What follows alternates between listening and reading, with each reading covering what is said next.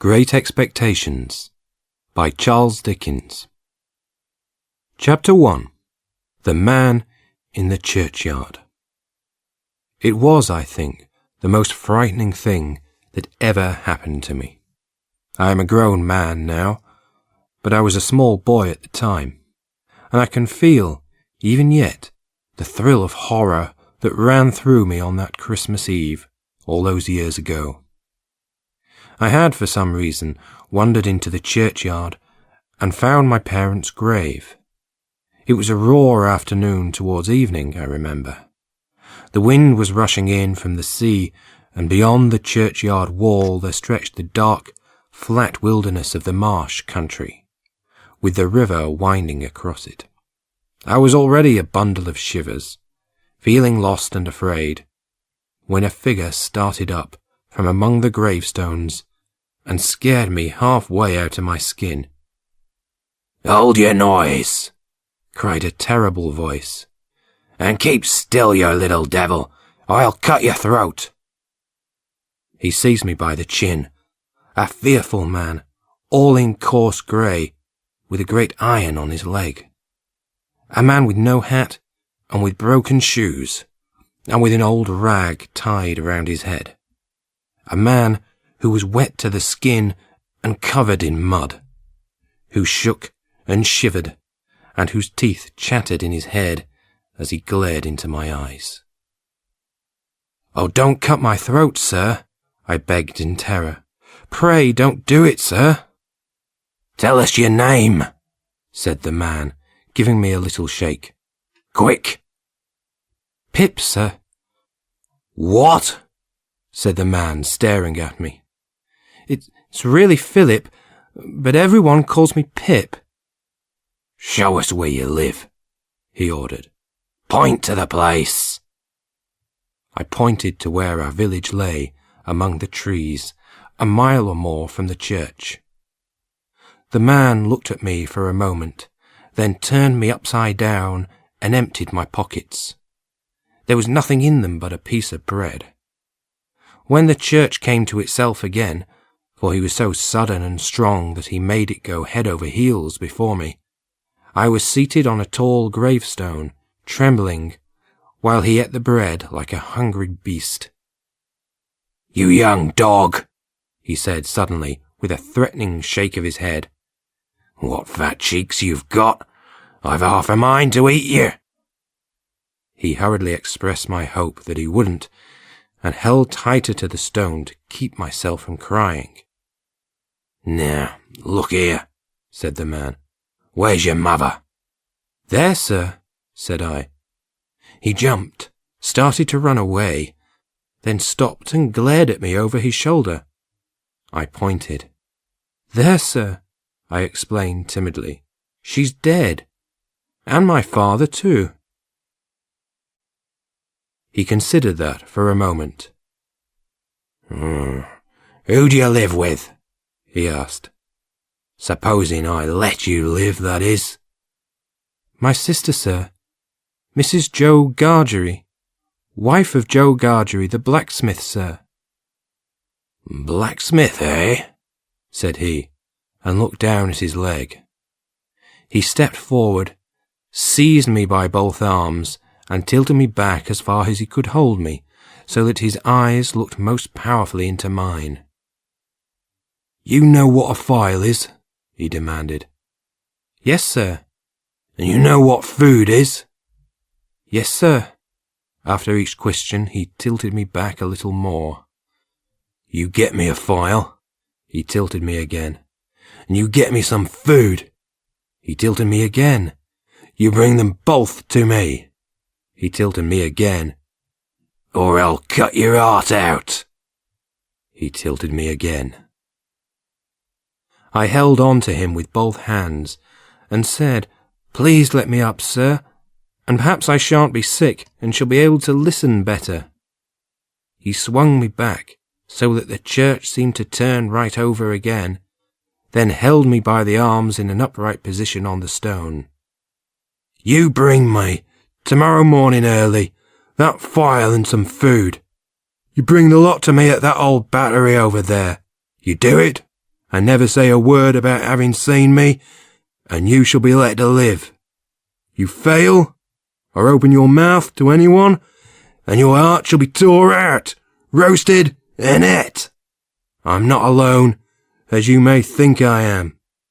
There's a young man hiding with me, a cruel, awful kind of young man, who has a secret way of getting at a boy to cut his heart out. I'm keeping that young man from harming you at the moment, but only with the greatest of difficulty. I find it very hard to hold that young man off your insides. Now, what do you say?" I told him that I would get him the file, and what broken bits of food I could, and bring them to the battery early in the morning. "Say, Lord strike you dead if you don't," said the man. I did so, and he took me down. "Now," he said, "remember what you've got to do, and you remember that young man, and you get off home." Good night, sir," I said timidly, backing away. "No chance of that for me," he answered, looking about him over the cold, wet flat. "I wish I was a frog." At the same time, he held his shivering body in both his arms and limped towards the low church wall. When he reached it, he got over it like a man with stiff legs, and then turned to look at me. I waited no longer, but made the best use of my legs, and ran all the way home without stopping. Chapter 2. Morning on the Marsh. My sister, Mrs. Jo Gargery, was more than 20 years older than I. She was not a good-looking woman. She was too tall and thin, and her skin was very red, and I had an idea that she must have forced Jo to marry her. In much the same way that she forced me to do a good many things I had no wish to do. Jo was a big, strong fellow, fair-headed and blue-eyed, always good-natured and sweet-tempered. They were in the kitchen when I reached home. Mrs. Jo looked at the clock. "Where have you been, you young monkey?" she demanded. "To the churchyard," I answered in a little timid voice. "Ha!" said Mrs. Jo, looking angrily from her husband to me. "The pair of you will drive me to the churchyard one of these days." Jo was sitting in the chimney corner, and I crept over and sat opposite him while my sister set the tea things. We all jumped and started as there came the sound of a distant explosion. "Jo," I said, "was that great guns?" "Yes," said Jo.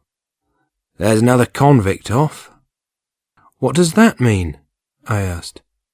"Escaped! Escaped!" explained my sister impatiently. "What's a convict?" I asked Jo. "There was one off last night," said Jo, "after the sunset gun, and they fired warning of him.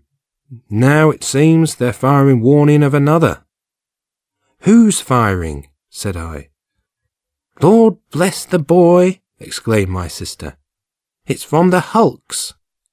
"And please, what's hulks?" I asked. "Hulks are prison ships, right across the marshes," said Jo.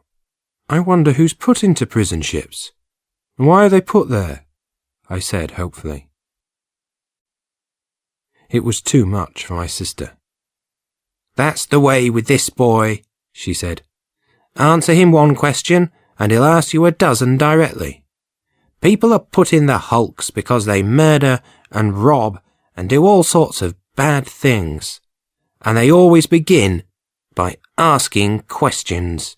Now, you get along to bed." As I went upstairs in the dark, I felt sure that I was on my way to the hulks. I had begun by asking questions, and I was going to rob Mrs. Jo. If I slept at all that night, it was only to dream that I was floating down the river on a strong tide, to a place where a terrible young man was waiting to cut out my heart. At the first faint of dawn morning, I got up and went downstairs. Every board upon the way seemed to call after me. "Stop, thief!" and "Get up, Mrs. Joe!" I stole some bread, a piece of cheese, about half a jar of pickles, some brandy from a stone bottle, which I poured into a glass bottle that had once contained medicine, and a beautiful round meat pie, which I took in the hope that it would not be missed for some time.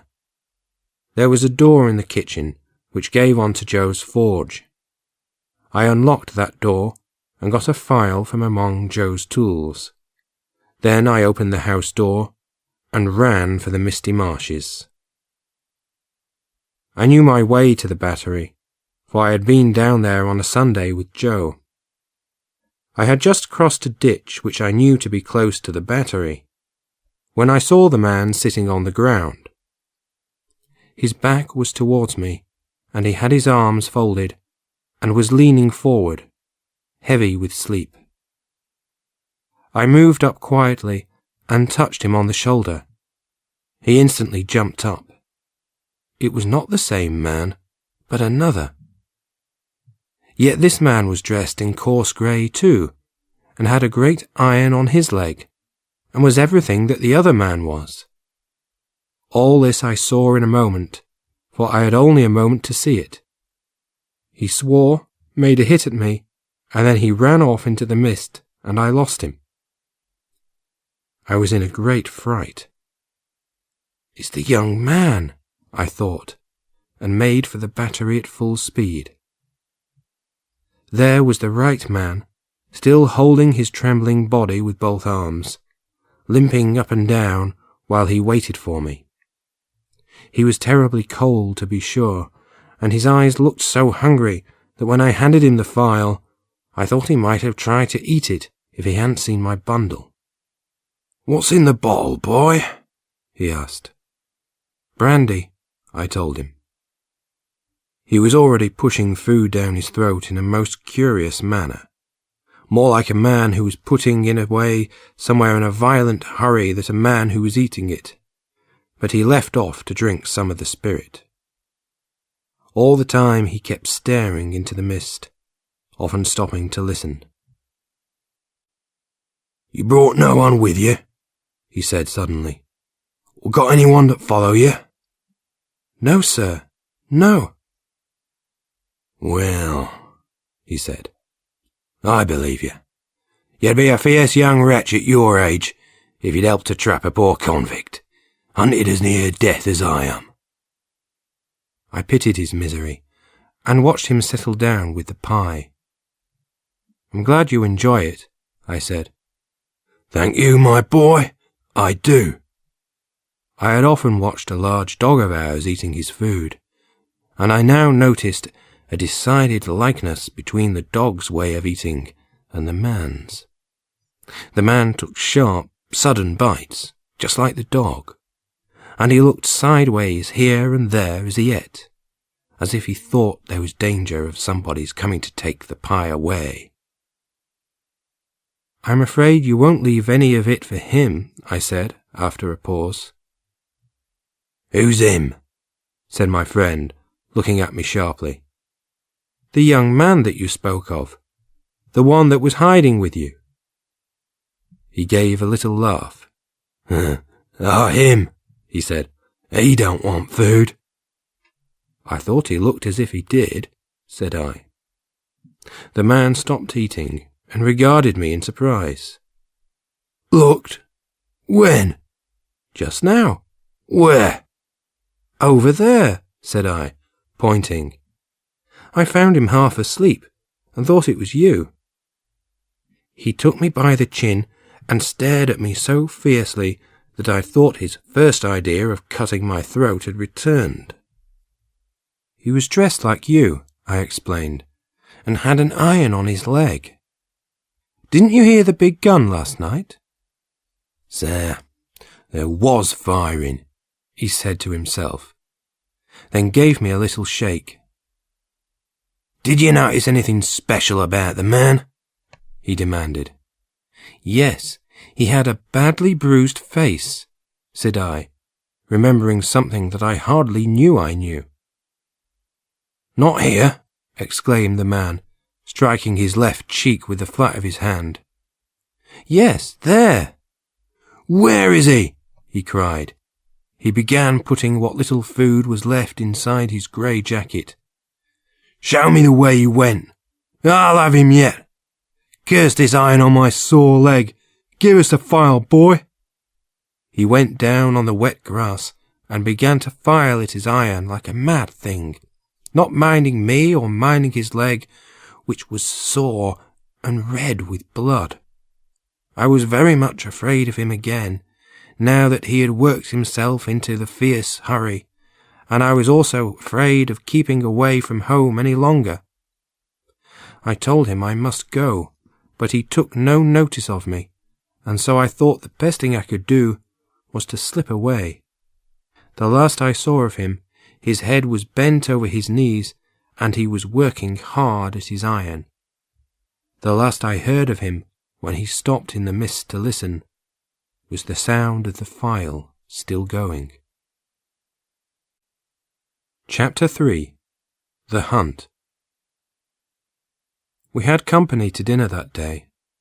Mr. Wopsle, the clerk at church, came to dine, and Uncle Pumblechook, Joe's uncle, who was a well-to-do corn merchant in the nearest town. When Joe and I got back from church, we found the table laid, Mrs. Joe dressed in her best, the dinner cooking, and everything most splendid, and still not a word of the morning's robbery. I had suffered a great deal in church, where I had prayed that I might be forgiven for my sins. The moment came when we all sat down at table. I ate what was given me as if in a dream. The meal was almost over, and I had begun to think that I was safe, when my sister said to her guests, "You must taste a slice of my pie." I held on tight to the table leg. Must they? They had little hope of tasting that pie.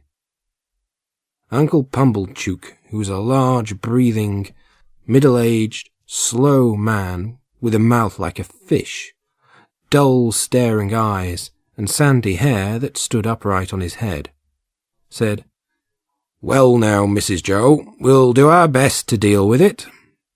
My sister went out to get it. I saw Mr. Pumblechook balance his knife. I heard Joe say, "You shall have some, Pip." I felt that I could bear no more. I let go of the leg of the table and ran for my life. But I got no farther than the house door, for, as I threw it open, I ran head first into a party of soldiers with their muskets, one of whom held out a pair of handcuffs to me, saying, "Here you are. These are for you, my boy." The sight of the soldiers on our doorstep caused the dinner party to rise in some confusion, and caused Mrs. Joe, coming back into the kitchen with empty hands, to stop short and stare as she said wonderingly, "The pie's gone." It was a sergeant who had spoken to me. He was now looking round at the company with the handcuffs held out in his right hand, and his left on my shoulder. "Excuse me, ladies and gentlemen," he said. "I am on a chase after escaped convicts, and I need a blacksmith." His eyes settled on Joe. "The lock of these handcuffs is broken," he said, "and they may be wanted for immediate service. Will you have a look at them?" Joe looked at them and announced that the job would take a little while. In the meantime, perhaps the soldiers would like to step inside and take a little to eat and drink, which, of course, they were only too glad to do. "Do you think you'll catch these convicts, Sergeant?" asked Mr. Wopsle, when the men had been supplied with food and drink. "Yes," replied the sergeant. "They're pretty well known to be out on the marshes still. Anybody here seen anything of 'em?" Everybody except me said no with confidence. Nobody thought of me. At last, Joe's job was done. As he put on his coat again, he proposed that some of us should go with the soldiers and see what came of the hunt. Mr. Bumblechook had no such desire, but Mr. Wopsle said he would go if Joe would. Joe said he would take me too if my sister approved. My sister said, "If you bring the boy back with his head blown to bits by a musket, don't expect me to put it together again." The sergeant gave us strict orders to keep behind the soldiers, and to speak no word after we reached the marshes. When we were out in the raw air, I whispered to Joe, "I hope we shan't find them." And Joe whispered back, "I'd give a shilling to know they were off the marshes, Pip." We struck out onto the marsh through the gate at the side of the churchyard. A bitter rain came beating against us, and Joe took me on his back. I considered for the first time whether my convict, if we came upon him, would suppose that it was I who had brought the soldiers there. But it was no use asking myself this question now. There I was on Joe's back, and there were the soldiers in a line in front, moving towards the battery. We had been walking some time when, of a sudden, we all came to a stop. There had reached us, on the wings of the wind and the rain, a long shout. It was repeated. No, there seemed to be 2 or more shouts raised together. The sergeant and his men started running off to the right, and Joe ran after them so fast that I had to hold on tight to keep my seat. As we came nearer to the shouting, it became more and more certain that it was made by more than one voice. When we had run the noise close, the sergeant went in first, with 2 of his men close behind. The others stopped and levelled their guns. "Here they are," cried the sergeant, struggling at the bottom of a ditch. "Surrender, you 2, and curse you for a pair of wild beasts. Come out of it."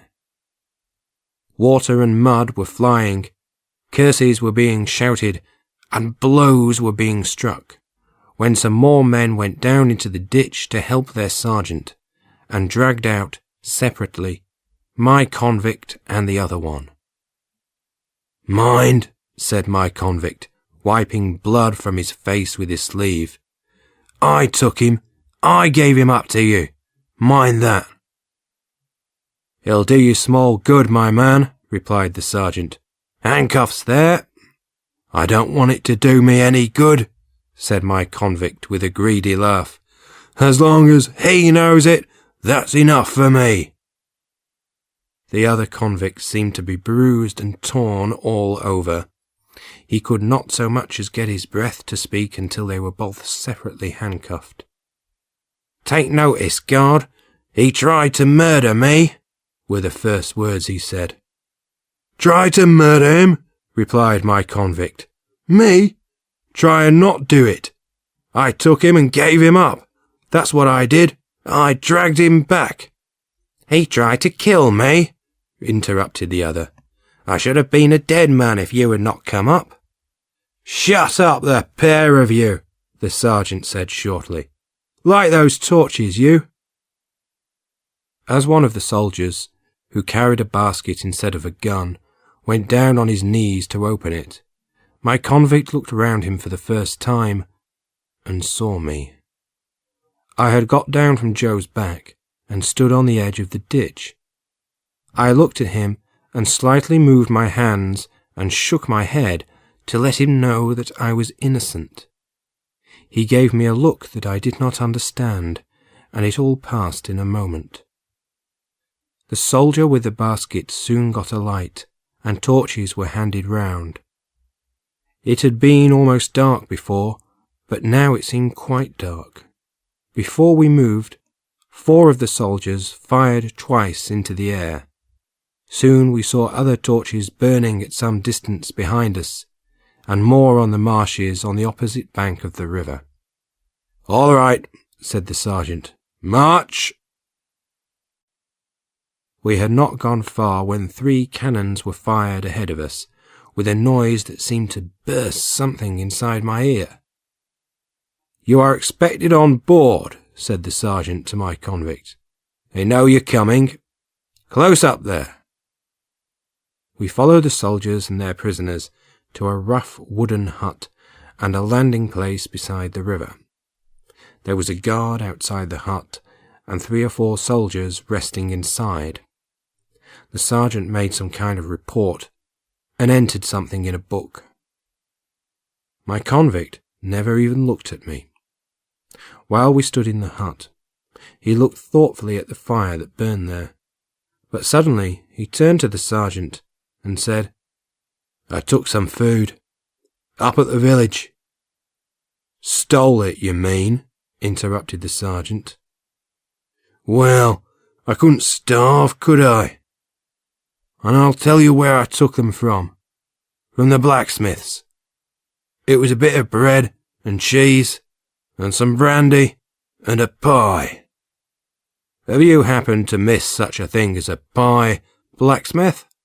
The sergeant asked Joe.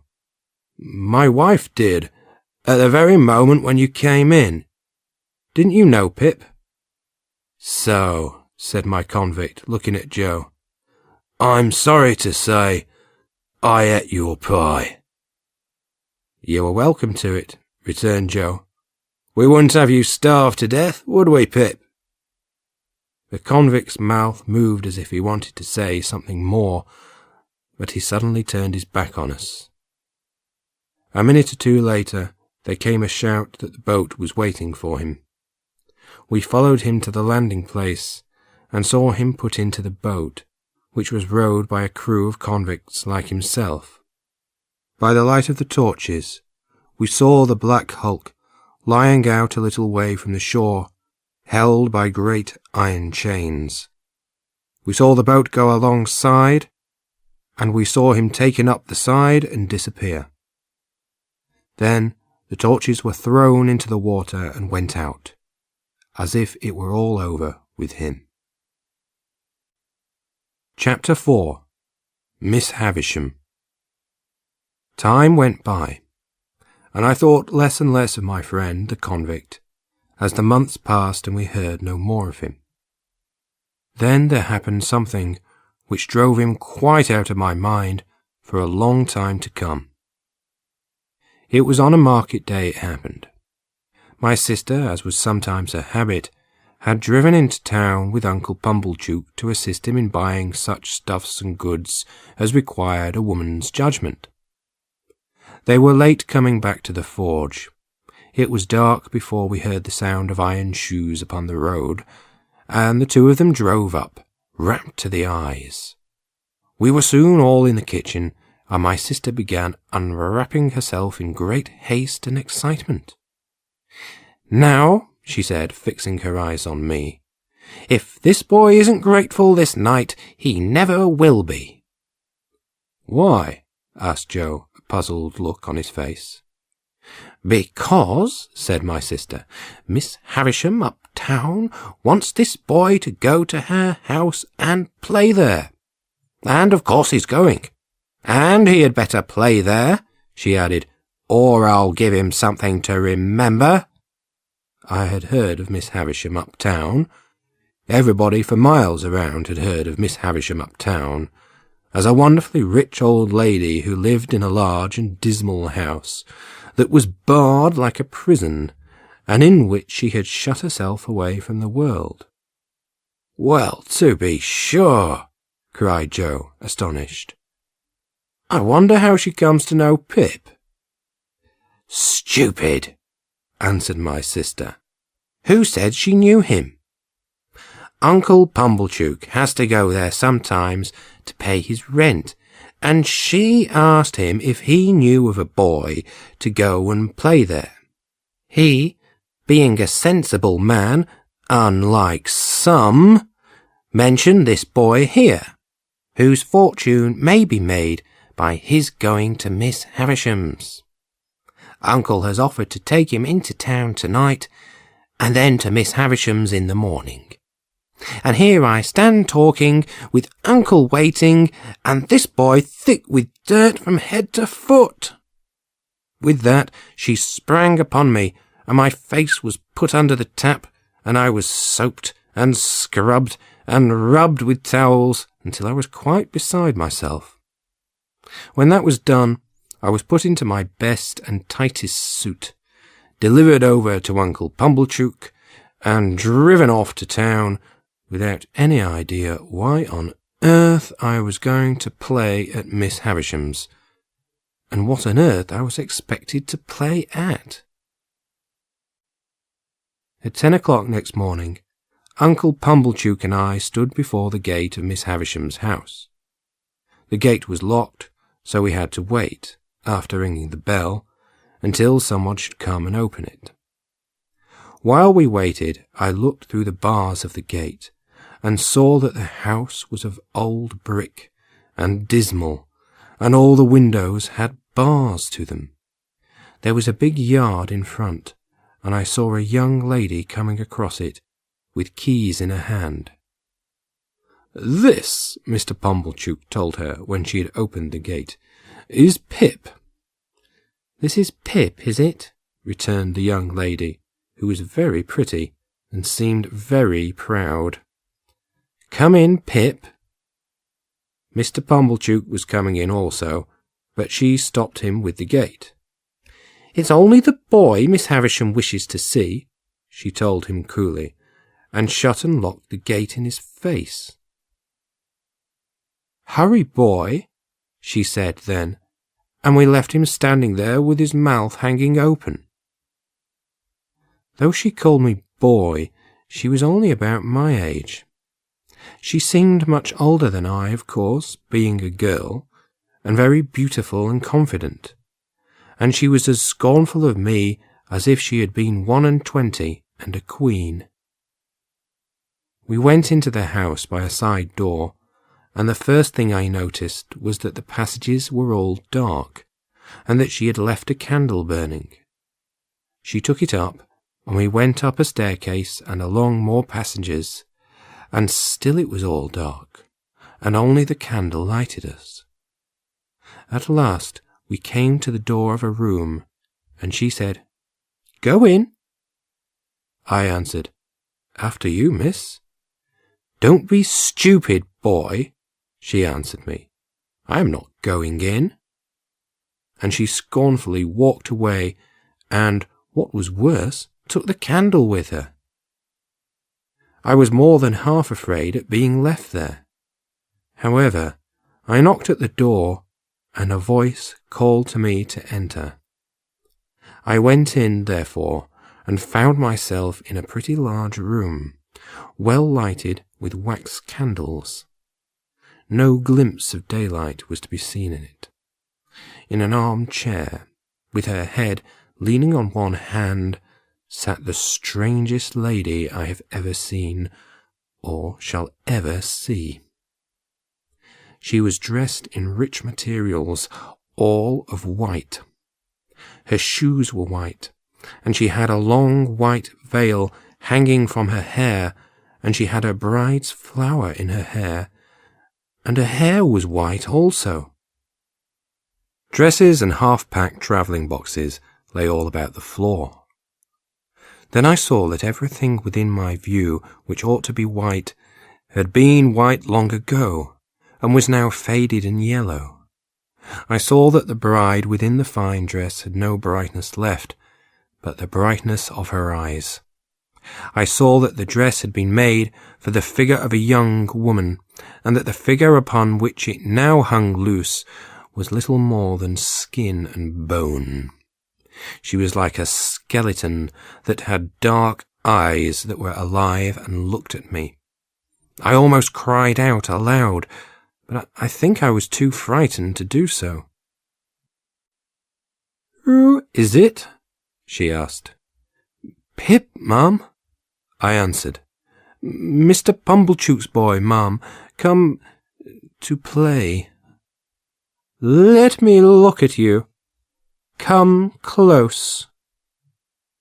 It was when I stood before her, avoiding her eyes, that I saw that the only clock in the room had stopped at 20 minutes to 9, and that her watch also had stopped at the same time.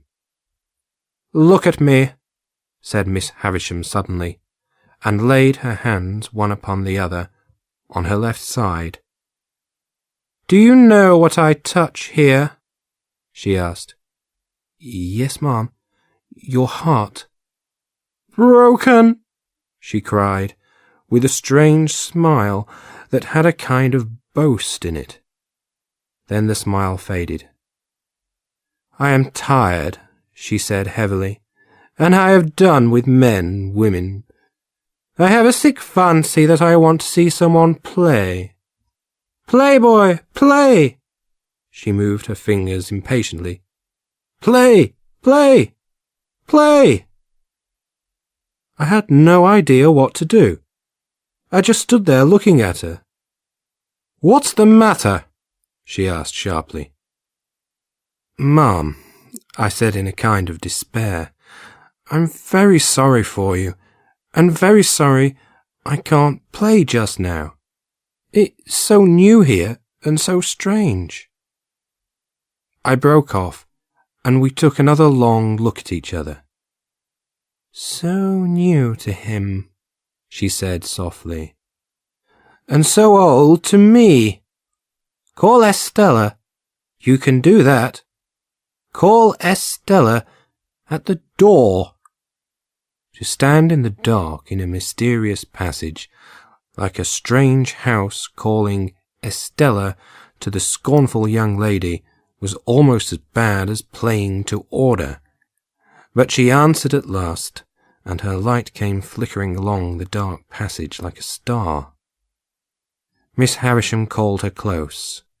She took up her jewel from the table and tried its effect against the girl's pretty brown hair. Let me see you play cards with this boy, she said. With this common boy? Asked Estella, turning up her nose.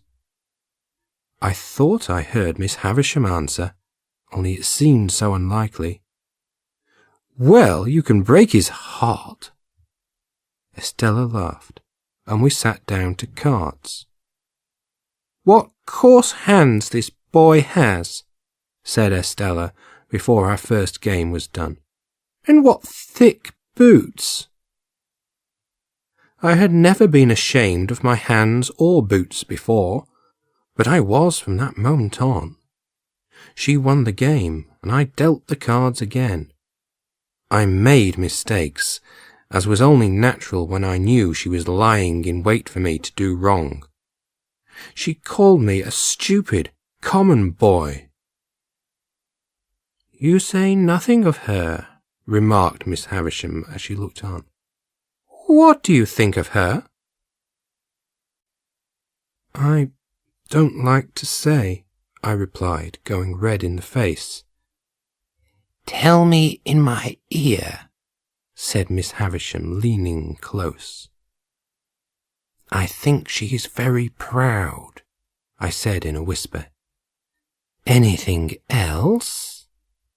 I think she is very pretty.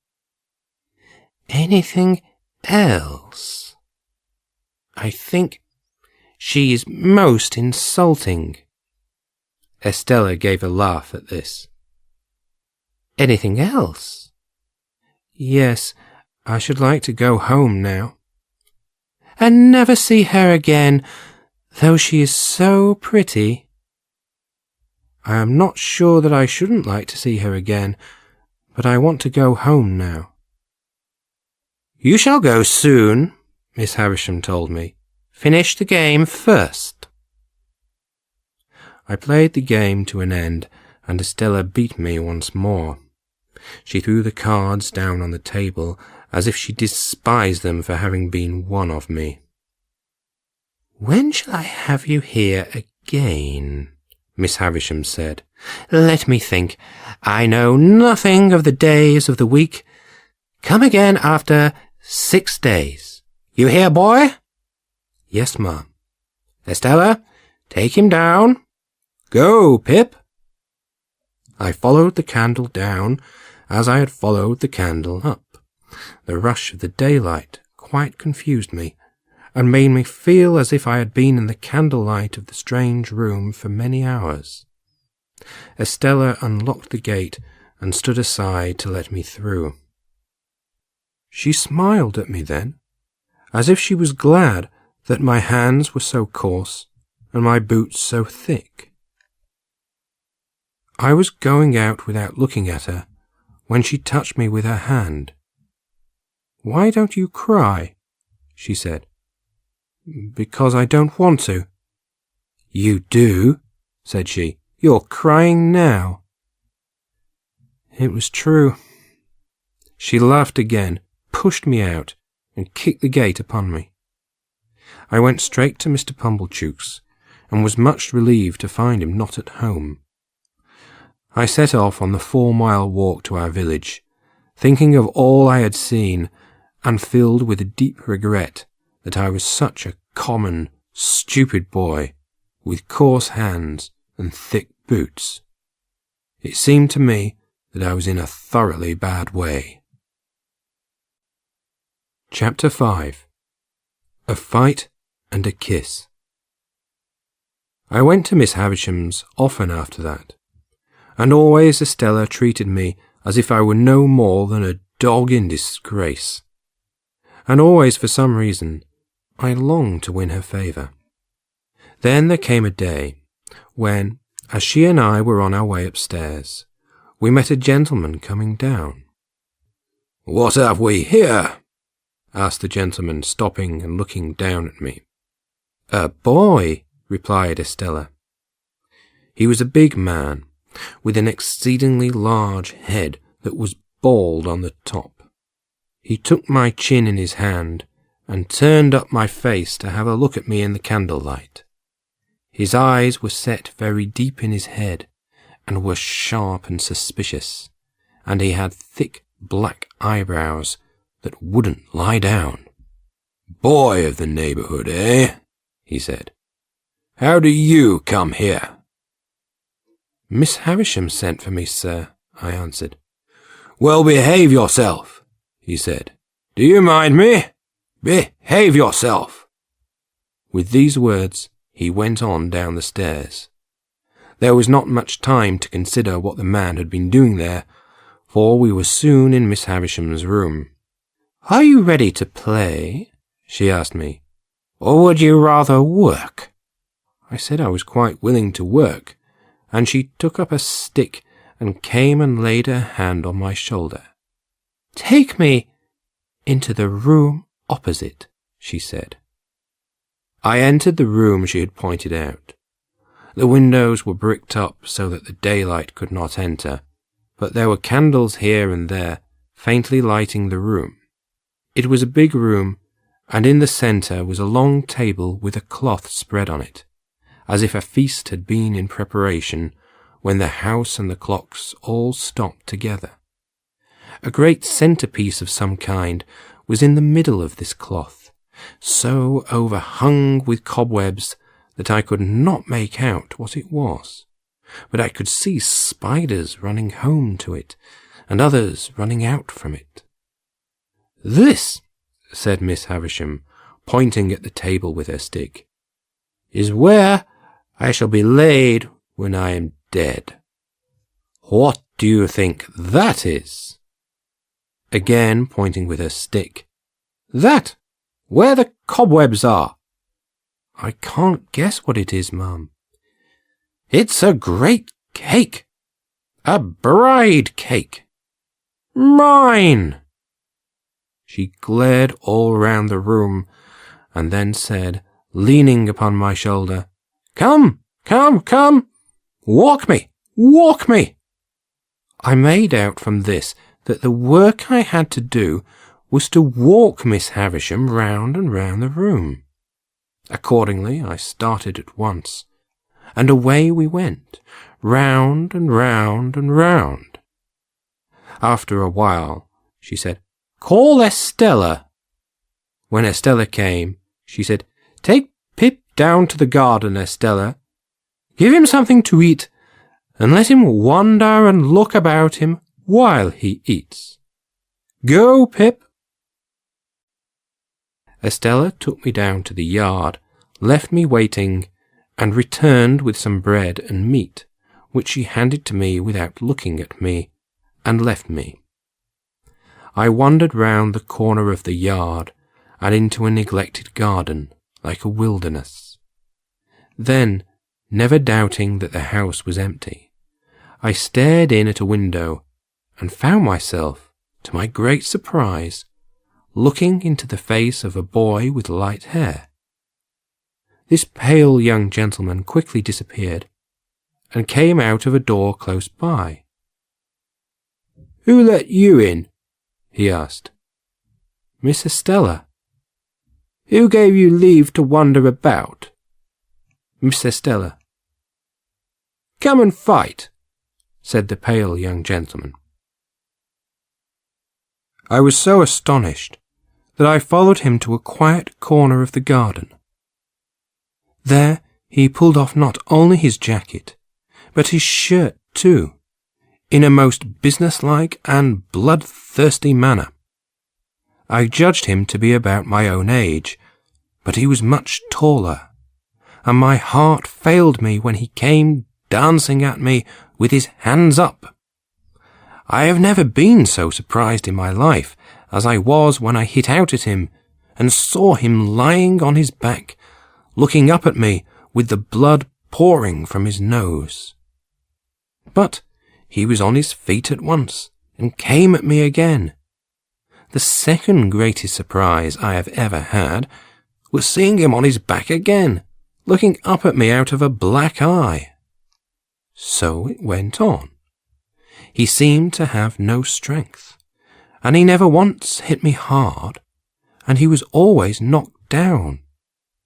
He got heavily bruised, for I am sorry to say that the more I hit him, the harder I hit him, but he came up again and again and again, until at last he got a bad fall with the back of his head against the wall. "All right," he said, when he had got his breath back. "You've won." "Are you all right? Can I help you?" I asked. "No, thank you," he replied. "Good afternoon, then," I said, turning away. "Same to you," he answered, as I walked off. When I got back to the yard, I found Estella waiting with the keys. She looked very pleased about something. Instead of going straight to the gate, she stepped back into the passage and pulled me in after her. "Come here.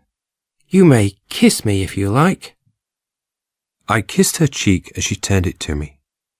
I think I would have gone through a great deal to kiss her cheek, but I felt that the kiss was given to the stupid, common boy as a piece of money might have been, and that it was worth nothing at all. My mind grew very uneasy on the subject of the pale young gentleman. The more I thought about the fight and the damage I had done to him, the more certain it appeared that something would be done to me as a punishment. When the day arrived for me to go back to Miss Havisham's, my terrors reached their height. However, go to Miss Havisham's I must, and go I did. Not a word was said of the late struggle. It was not mentioned in any way, and I saw nothing more of the pale young gentleman. As we grew more used to each other, Miss Havisham asked me questions about what I had learnt, and what I was going to be. I told her that I was going to be apprenticed to Joe, which was something that had been arranged for as long as I could remember. Estella always let me in and out, but never told me that I might kiss her again. Sometimes, indeed, she told me openly that she hated the sight of me. Miss Havisham would often ask me in a whisper, "Does she grow prettier and prettier, Pip?" And when I said that she did, would seem to enjoy it greedily, and would whisper in the girl's ear, "Break their hearts, my dear, break their hearts and have no mercy." We went on in this way for a long time, and then, one day, Miss Havisham said, as if she had noticed it for the first time, You are growing tall, Pip." She said no more that day, but the next time I came, I found her standing in her room with a purse in her hand. "You had better be apprenticed to that blacksmith of yours at once," she said, and handed me the purse. "There are 25 guineas in there," she went on. "You have been a good boy, and that is your reward. Goodbye, Pip. Let him out, Estella." "Am I to come again, Miss Havisham?" I asked. "No, Estella is going abroad to be educated as a lady. You've lost her, Pip. Let him out, Estella." I was surprised, and for some reason that I could not determine, I felt sick at heart. In a minute or two, I was outside the gate, and it was locked behind me. "Goodbye, Pip," said Estella with a laugh, and then she was gone. I turned away and walked slowly home, feeling more sad and lost than I had ever done before. Chapter 6. Violence. It was a long time before I went to Miss Havisham's again, and when I did, I was not invited there. In the meantime, I worked with Joe in the forge. Once it had seemed to me that I could ask nothing more than to become Joe's apprentice. But now I found that I was unhappy and never content, and always wanting something better. What I wanted, who can say? What I dreaded was that I should lift up my eyes and see Estella looking in at one of the windows of the forge.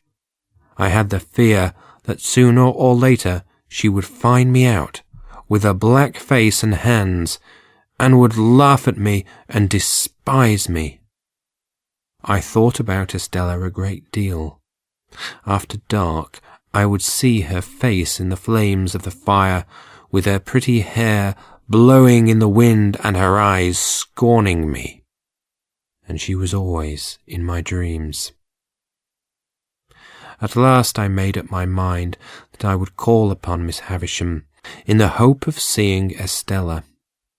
I asked Joe one Sunday if he would give me a half-holiday during the week, and told him why I wanted it.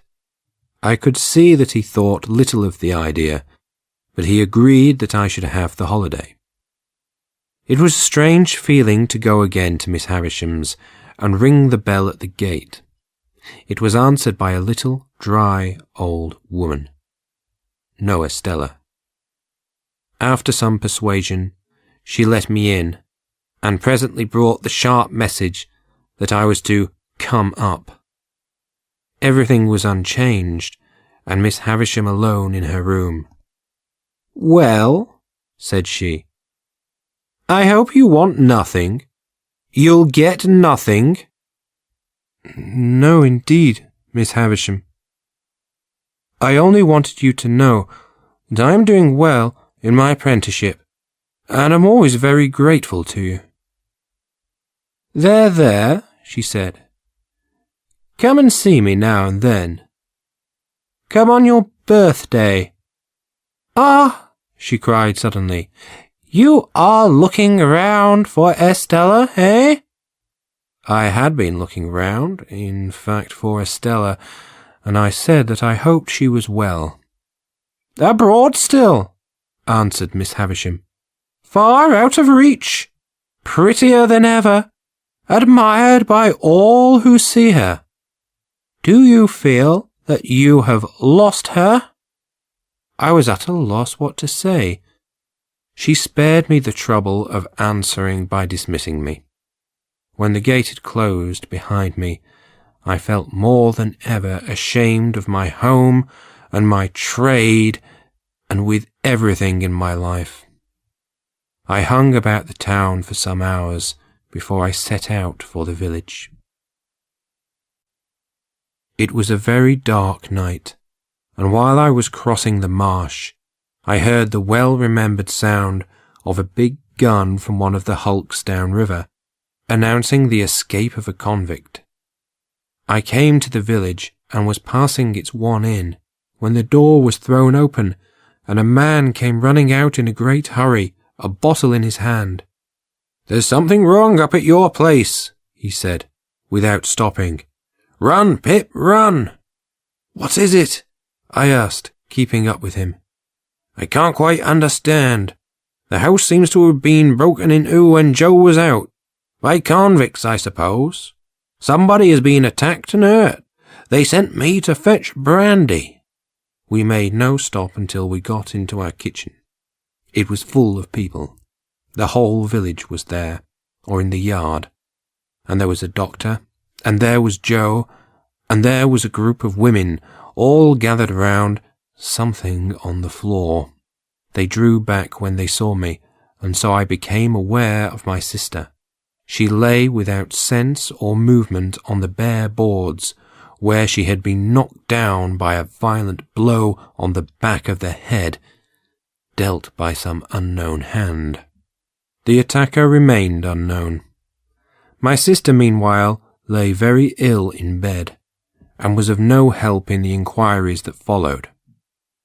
Her sight was disturbed, her memory gone, and she had lost all power of speech. When at last she recovered enough to be helped downstairs, she sat in the kitchen as helpless as a child. We were at a loss to find someone to nurse her, until a circumstance happened conveniently to relieve us. Mr. Wopsle's sister died, and her orphan daughter, Biddy, came to live with us. Biddy was the same age as me, and I had known her all my days. She was not beautiful. She could not be like Estella, but she was pleasant and sweet-tempered. My sister was never left alone now. Joe always took care of her on Sunday afternoons, when Biddy and I went out together. One summer's afternoon, when she and I sat on the river bank, I decided that it was a good time to take Biddy into my confidence. "Biddy," I said, "I want to become a gentleman. I'm not at all happy as I am. I don't want to be coarse and common, as somebody once told me I am." "That was neither true nor polite," answered Biddy, watching a ship move upriver. "Who said it?" "The beautiful young lady at Miss Havisham's. I want to be a gentleman on her account." "Do you want to be a gentleman to spite her, or to win her over?" asked Biddy after a pause. "I don't know," I answered sadly. "Because, if it is to spite her," Biddy went on, "I should think it might be better done by caring nothing for her words. And if it is to gain her over, I should think, but you know best, she was not worth winning." Exactly what I thought myself, but it made no difference. Deep in my heart, I knew that I loved Estella, and could love no other ever. And the only way I could win her, it seemed, was to become a gentleman.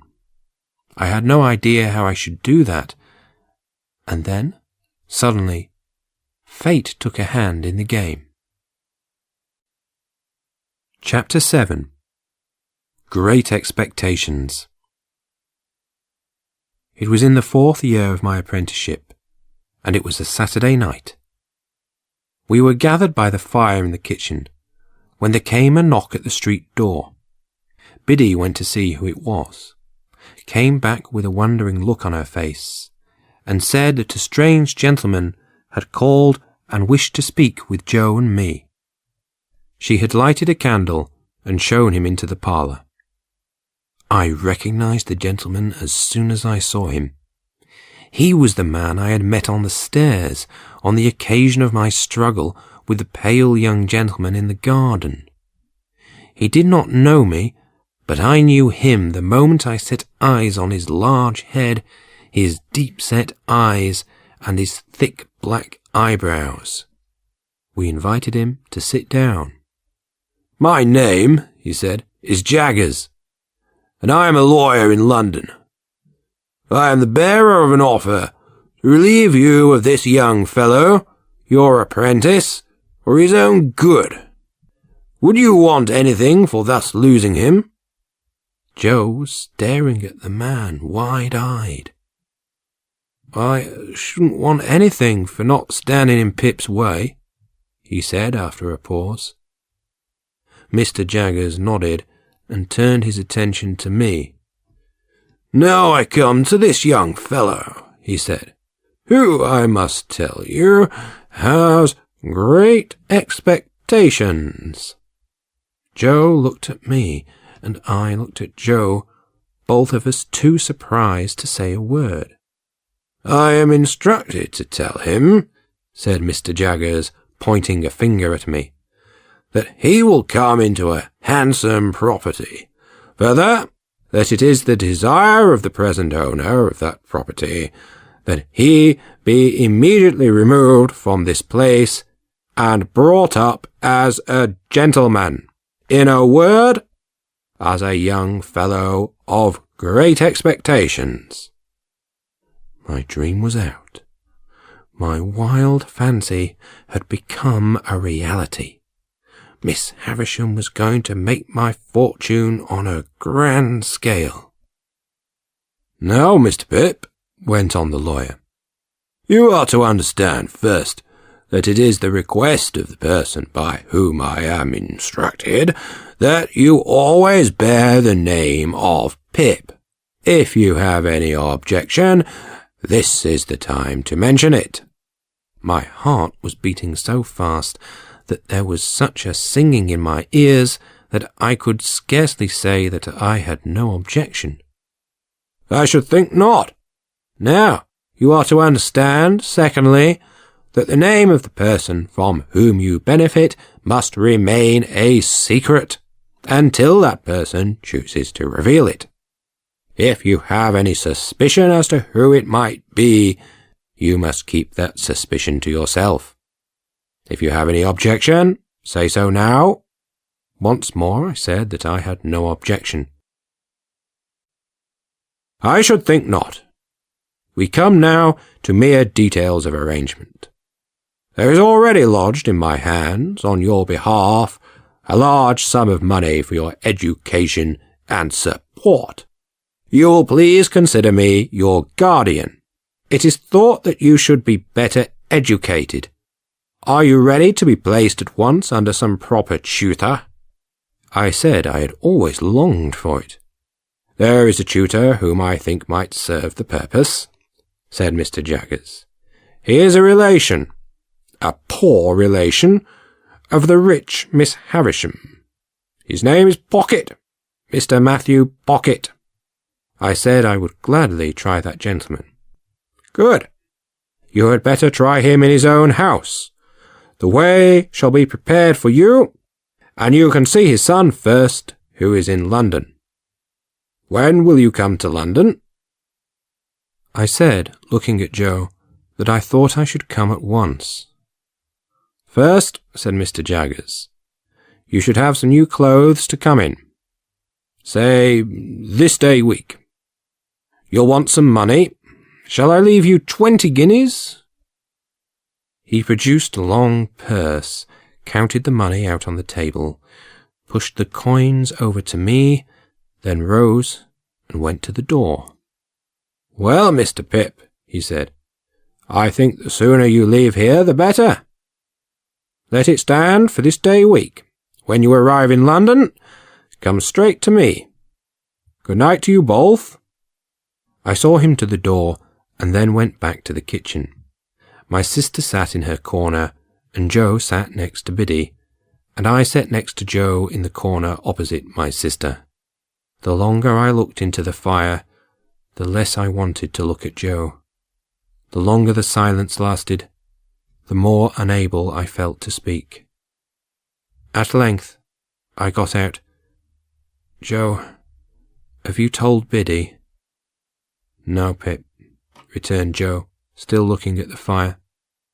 "I left it to you, Pip." "I would rather you told her, Joe." "Pip's a gentleman of fortune, then," said Joe, "and God bless him in it." Biddy dropped her work and looked at me. Joe held his knees and looked at me. I looked at both of them. After a pause, They congratulated me, but there was a certain touch of sadness in their congratulations that annoyed me, for my heart was bursting with joy, and my mind was full of Estella. I was due to leave for London on the Saturday morning. On the Friday afternoon, I put on my new clothes and went to visit Miss Havisham. The same little old woman answered my ring, and looked astonished when she saw me so changed. "You," she said. "Good heavens, what do you want?" "I'm going to London," I answered stiffly, "and I want to say good-bye to Miss Havisham." She left me in the yard while she went to ask if I were to be admitted. After a very short delay, she returned and took me up, staring at me all the way. Miss Havisham was in the room with a long spread table, leaning on her stick. "Well, Pip," she said. "I start for London, Miss Havisham, tomorrow." I was extremely careful of what I said, and thought you would not mind my coming to say good-bye. "This is a fine figure, Pip," she said, making her stick play round me. "I have come into such good fortune since I saw you last," I replied, "and I am so grateful for it, Miss Havisham." "Yes," she said, "I have seen Mr. Jaggers. I have heard about it, Pip. So, you go tomorrow. And you are adopted by a rich person?" "Yes, Miss Havisham." "Not named?" "No, Miss Havisham." "And Mr. Jaggers is made your guardian?" "Yes, Miss Havisham." "Well," she said, "be good, and be guided by Mr. Jaggers. Goodbye, Pip. You will always keep the name of Pip, you know." "Yes, Miss Havisham." "Goodbye, Pip." She stretched out her hand, and I went down on one knee and put it to my lips.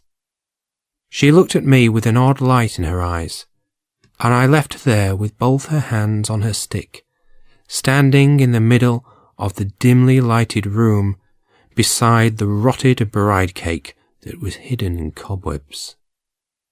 And this time, when I left her house and walked through the streets in my fine new clothes, I felt as if all the world lay spread out at my feet.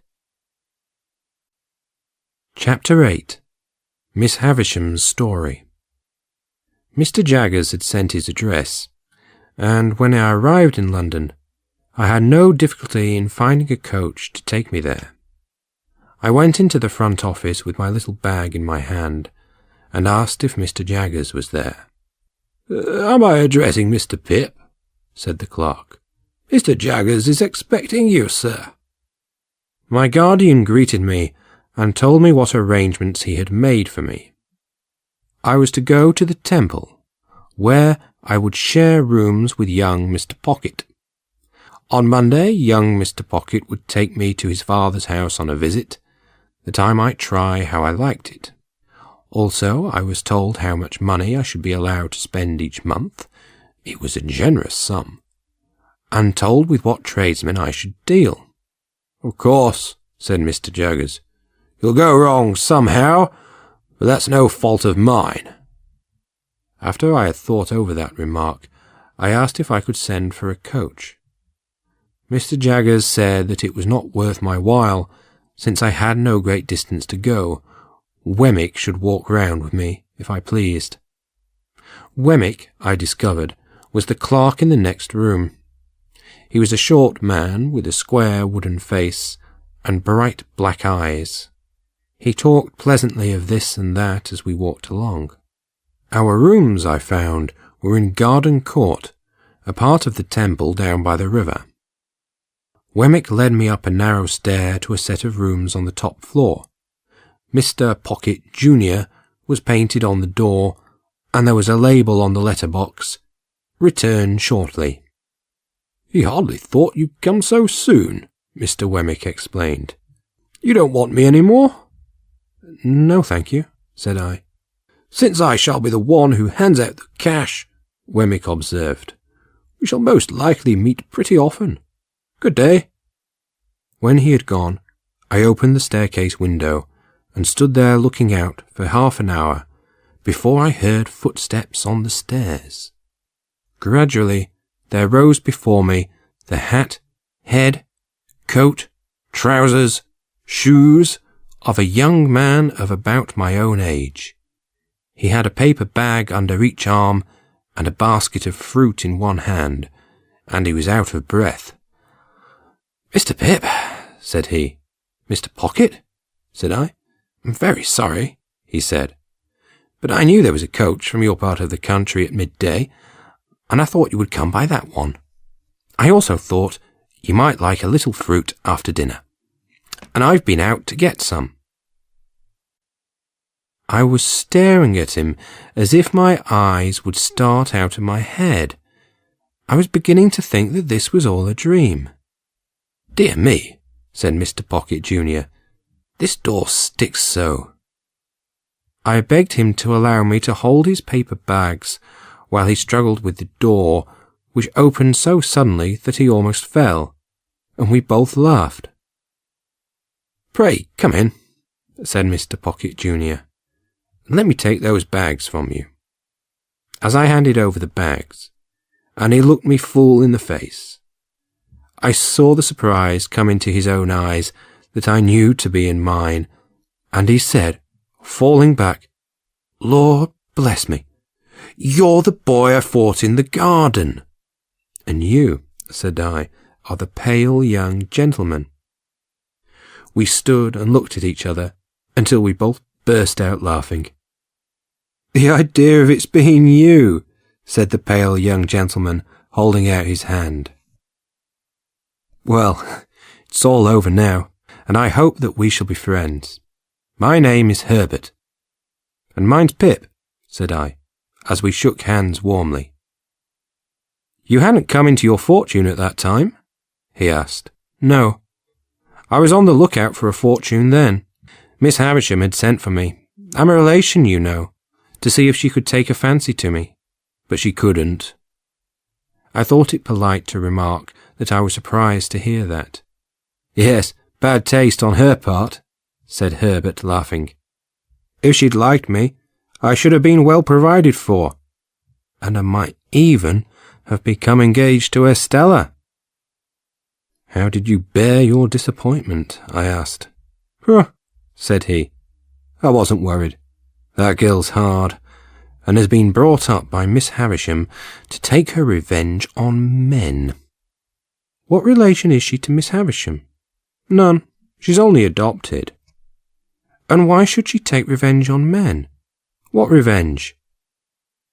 "Dear me," said he. "Don't you know?" "No," I replied. "Well, it's quite a story, and it had better wait till after dinner."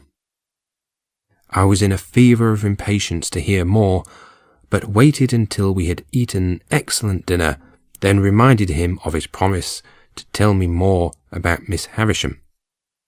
"Her father," he said, "was a very rich man, and she was a very spoilt child. Her mother died when she was a baby, and her father denied her nothing." "Was she an only child?" I asked. "No. Her father married again, and she had a half-brother. As the son grew into a young man, he turned out altogether bad. When the father died, he left him well off, though not nearly so well off as Miss Havisham.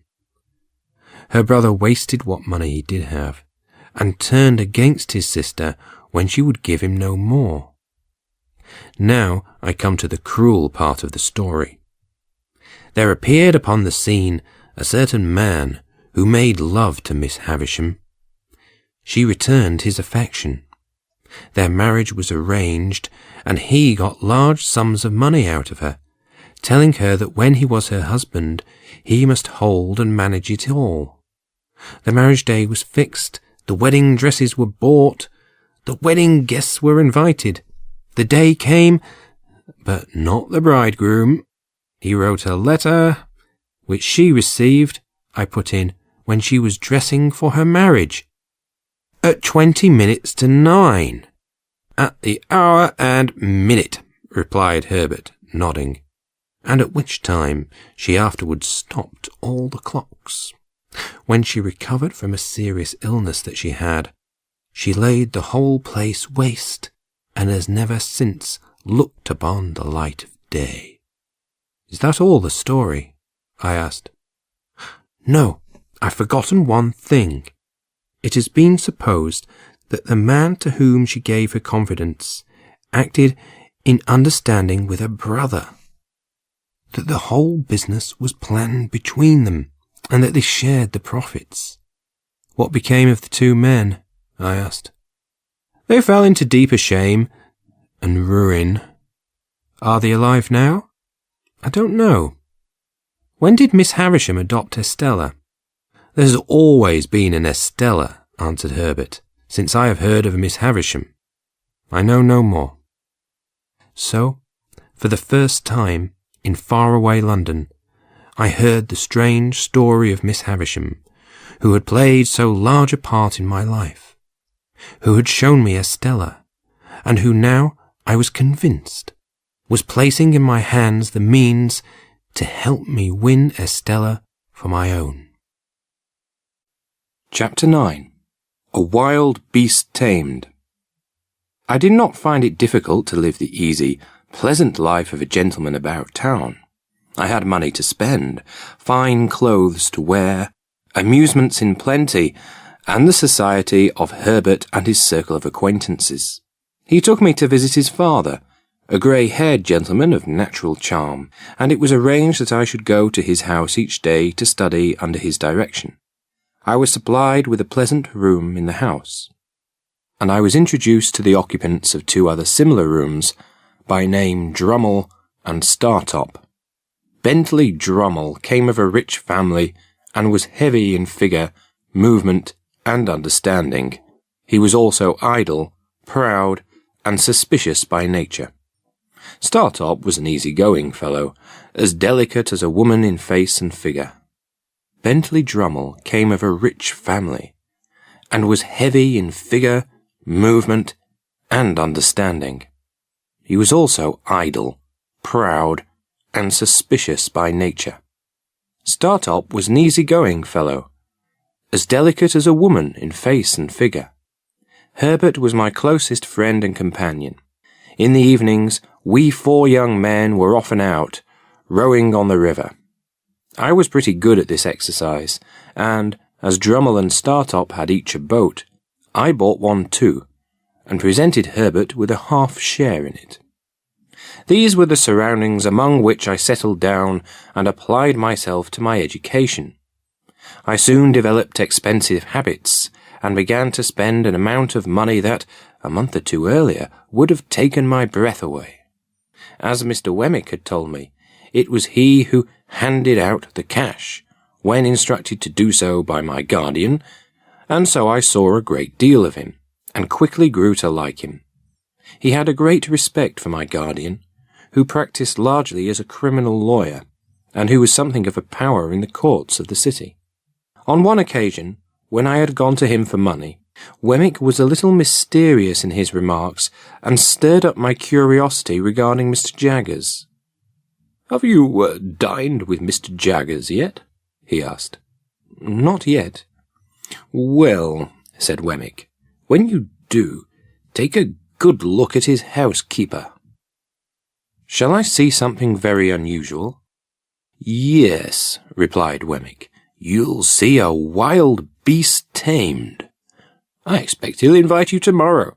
In fact, he told me so this afternoon when he heard you were coming. He's going to ask your friends too. 3 of them, aren't there?" Although I was not in the habit of counting Drummle as one of my close friends, I answered yes. "Well, just you look out for his housekeeper," Wemmick repeated. "It'll give you some idea of Mr. Jaggers' powers." It fell out as he had said it would. I was invited to go with my 3 friends and dine with my guardian at his house in Soho. Dinner was laid in a finely furnished room. My guardian, to my surprise, seemed greatly interested in Drummle, and began to talk to him as soon as we sat down to table. I was looking at the two when there came between me and them the housekeeper, with the first dish for the table. She was a woman of about 40, I supposed, rather tall, graceful of figure and in movement, very pale, with large eyes and a quantity of wild dark hair. I watched her all through the meal. I was puzzled by the fact that I was sure I had seen that same hair and those same eyes on someone I knew well, but I could not remember who it was. She kept her eyes on my guardian all the time she was in the room, like a dog waiting for its master's command. Dinner went off gaily enough. The talk then turned upon rowing, and Drummle began to boast of the strength of his arms and wrists. The housekeeper was clearing the table, when suddenly Mr. Jaggers clapped his large, flat hand on the woman's, like a trap, as she stretched it across the table. "If you talk of strength," he said, "I'll show you a wrist. Molly, let them see your wrist." She tried to draw back. "No, please," she begged. "Molly," said Mr. Jaggers in a determined way, "let them see both your wrists. Show them. Come." He took his hand from hers and turned that wrist up on the table. She brought her other hand from behind her and held the two out side by side. One wrist was much disfigured, deeply scarred, across and across. "There's power here," said Mr. Jaggers. "I have never seen stronger wrists than these. That'll do, Molly," he added calmly. "You have been admired, and you may go." Before we left that night, my guardian found an opportunity to speak with me alone. "Don't have much to do with that fellow Drummle, Pip," he advised me. "I thought you liked him," I replied, surprised. "Shall we say that he interests me?" was the answer. "But I think you would do well to keep clear of him. If I was a fortune-teller—" He stopped and smiled. "But I am not a fortune-teller," he went on. "You know what I am, don't you? Good night, Pip." "Good night, sir." About a month after that, Drummle's time with Mr. Pocket was up for good, and he went home to his family. I thought I had seen the last of him, but in the days ahead I was to grow to hate the name of Bentley Drummle. Chapter 10. A Welcome Message. 2 days later, Wemmick called round with a message that set my heart racing and my blood on fire. Mr. Jaggers, said Wemmick, had received a letter from Miss Havisham. In it she had told him that Estella had come home and would be glad to see me. It was clear that I must go down to our town next day, and equally clear that I would have to stay at Joe's. But when I had secured my place on the coach, I began to invent reasons and excuses for not going to Joe's. It seemed better to stay at the Blue Boar, leading hotel of the town. I should be an inconvenience at Joe's, I told myself. I was not expected, and my bed would not be ready. I should also be too far from Miss Havisham's. So, to the Blue Boar I went, having decided that I would call upon Joe if time allowed. I was admitted to Miss Havisham's by the same little old woman I had seen before. She left me at the bottom of the stairs. I went up and tapped in my old way at the door of Miss Havisham's room. "Pip's knock," I heard her say immediately. "Come in, Pip." She was in her chair, in the same old dress, with her 2 hands crossed on her stick and her eyes on the fire. At the window, with her back to the room, was an elegant lady whom I had never seen before. "How do you do, Pip?" said Miss Havisham. "So, you kiss my hand as if I were a queen, eh? Well?" "I heard that you were so kind as to wish me to come and see you," I said. "Well?" said the lady at the window, and turned so that I could see her face. It was Estella, but she was so much changed, so much more beautiful, that I felt like the coarse and common boy all over again. "Has she changed, Pip?" asked Miss Havisham with a greedy look. "She was proud and insulting, remember? And you wanted to go away from her." I said, in some confusion, that it was a long time ago, and I knew no better then. Estella laughed, and we sat down and talked. I learned that she had just come home from France, and that she was going to London. It was settled that I should stay there all the rest of the day, return to the hotel that night, and go back to London on the morrow. After we had talked for a while, Miss Havisham sent us out to walk in the garden. As we drew near the corner where Herbert and I had fought, Estella stopped and said, "I must have been a strange—" As we drew near the corner where Herbert and I had fought, Estella stopped and said, "I must have been a strange little creature to hide and see the fight that day, but I did, you know, and I enjoyed it very much." "You rewarded me very much," I answered. "Did I?" she replied, without looking at me. "I remember that I thought very little of Herbert. He and I are great friends now," I told her. "Do you remember how you made me cry?" "Yes, and that's because I have no heart. However, I shall not be cruel today. Give me your arm, and let us be kind to each other." We walked round and round the ruined garden, and in my eyes the place had suddenly grown beautiful, because of the lovely girl at my side. I was sure at that moment that Miss Havisham had chosen us for one another, and I was filled with a great happiness. When we went back into the house, I heard with surprise that my guardian had come down to see Miss Havisham on business, and would be coming back to dinner. The time so melted away that our early dinner hour drew close. My guardian arrived, and Estella went off to change her dress.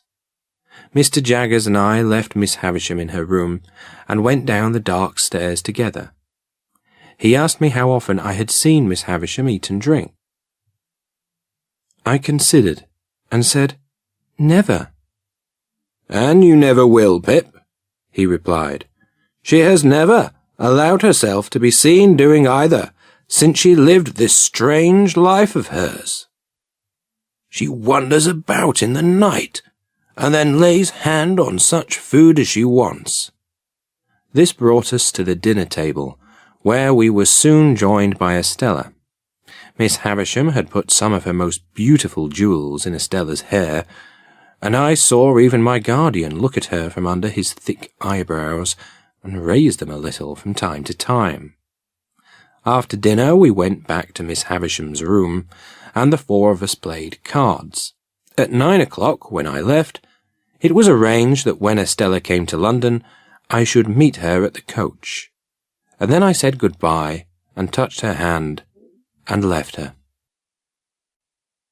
Far into the night I lay awake, and said into my pillow, "I love her, I love her, I love her," over and over and over. Then a burst of gratitude came upon me that she should be meant for me, who had once been the blacksmith's boy.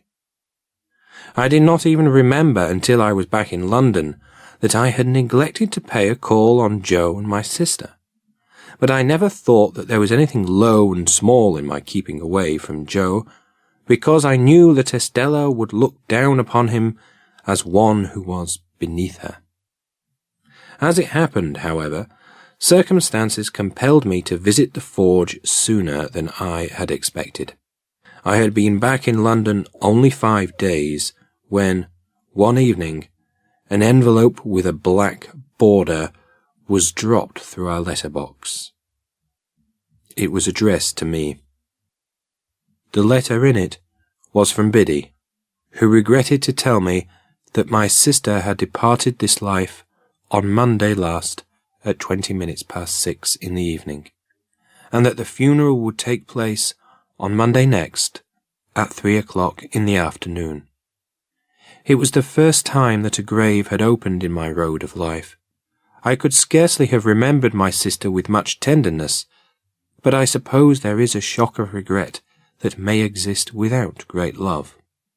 I missed her more than I should have thought possible when I went down to the forge, and all the time I was there I had the strangest idea that she would walk into the kitchen and take me by the ear, as she had done so often when I was a boy. I saw her lay to rest in the churchyard, close by the grave of the parents I had never known, then spent a quiet evening with Joe and Biddy. I kept thinking how little I had seen of them of late, and promising myself that I must do so much more often. Early in the morning I was to go, and early in the morning I was out, looking in, unseen, at one of the windows of the forge. There I stood for some minutes, watching Joe at his work, with a glow of health and strength upon his face. "Goodbye, dear Joe. I shall be down soon, and often," I told him, and meant it at that moment. "Never too soon," Joe replied, "and never too often, Pip." Then I turned my back on our village, and went off to London again, to continue my life as a gentleman with great expectations. Chapter 11. The Stranger on the Stairs. One day when I was busy with my books, I received a note by the post, the mere outside of which set my fingers trembling and my heart racing. It was from Estella, and had this to say: "I am coming to London the day after tomorrow by the midday coach. I believe it was settled that you should meet me. Miss Havisham sends you her regard. Yours, Estella." That was all, but you may imagine what a fever it threw me into. If there had been time, I should probably have ordered several suits of clothes for the occasion. My appetite vanished instantly, and I knew no peace or rest till the day arrived. And yet, when I saw her face at the coach window, I suddenly felt that a shadow hung over us, and that neither good nor happiness would follow her coming to London. In her furred travelling dress, she seemed more beautiful than she had ever seemed yet, even in my eyes. Her manner was more winning than she had cared to let it be to me before, and I thought I saw Miss Havisham's influence in the change. "I'm going to Richmond," she told me. "The distance is 10 miles. I am to have a carriage, and you are to take me. This is my purse, and you are to pay my expenses out of it. Oh yes, you must take the purse. We have no choice, you and I, but to do as we are told by Miss Havisham. We are not free to do as we please, you and I." There was an odd look in her eyes as she handed me the purse, and I hoped there was a hidden meaning in her words. "Where are you going to at Richmond?" I asked. "I am going to live with a lady there, who will take me about and introduce me to the right people." "I wonder Miss Havisham could part with you again so soon," I told her. "It is all part of Miss Havisham's plan for me," said Estella. "I am to write to her often, and report how I go on, and the jewels, for they are nearly all mine now." We came to Richmond all too soon. The doorway soon absorbed her boxes, and she gave me her hand and a smile, and said good night, and was absorbed too. And still I stood looking at the house, thinking how happy I should be if I lived there with her, and knowing that I was never happy with her, but always miserable.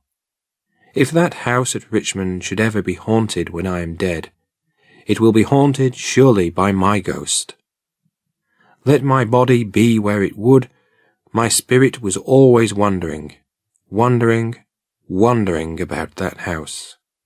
If that house at Richmond should ever be haunted when I am dead, it will be haunted surely by my ghost. Let my body be where it would, my spirit was always wandering about that house. I saw Estella often at Richmond. I heard of her often in town, and I used often to take her out on the river. There were all sorts of occasions and pleasures through which I pursued her, and they were all miseries to me. She had admirers without end. No doubt my jealousy made an admirer out of every man who went near her, but there were more than enough of them without that.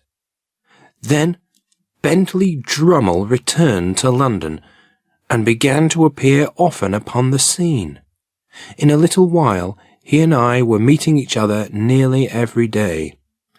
I knew that Drummle had begun to follow Estella closely, and that she allowed him to do it.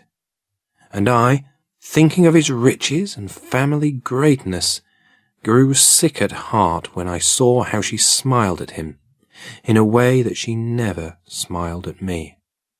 Then, in this time of misery and heartache, there occurred an event that changed the whole pattern of my life. In an instant, the blow was struck, and the roof of my castle of expectations dropped in upon me, and all my dreams were broken and destroyed. I was 23 years of age. Not another word had I heard concerning my expectations, and my 23rd birthday was a week gone by. Business had taken Herbert on a journey to Marseille. He had, some time before, become the partner of a young merchant in the city, and was doing rather well for himself. I found that I sadly missed the cheerful face and ready smile of my friend. It was wretched weather, and had been for days. Stormy and wet, mud, mud, mud, deep in all the streets.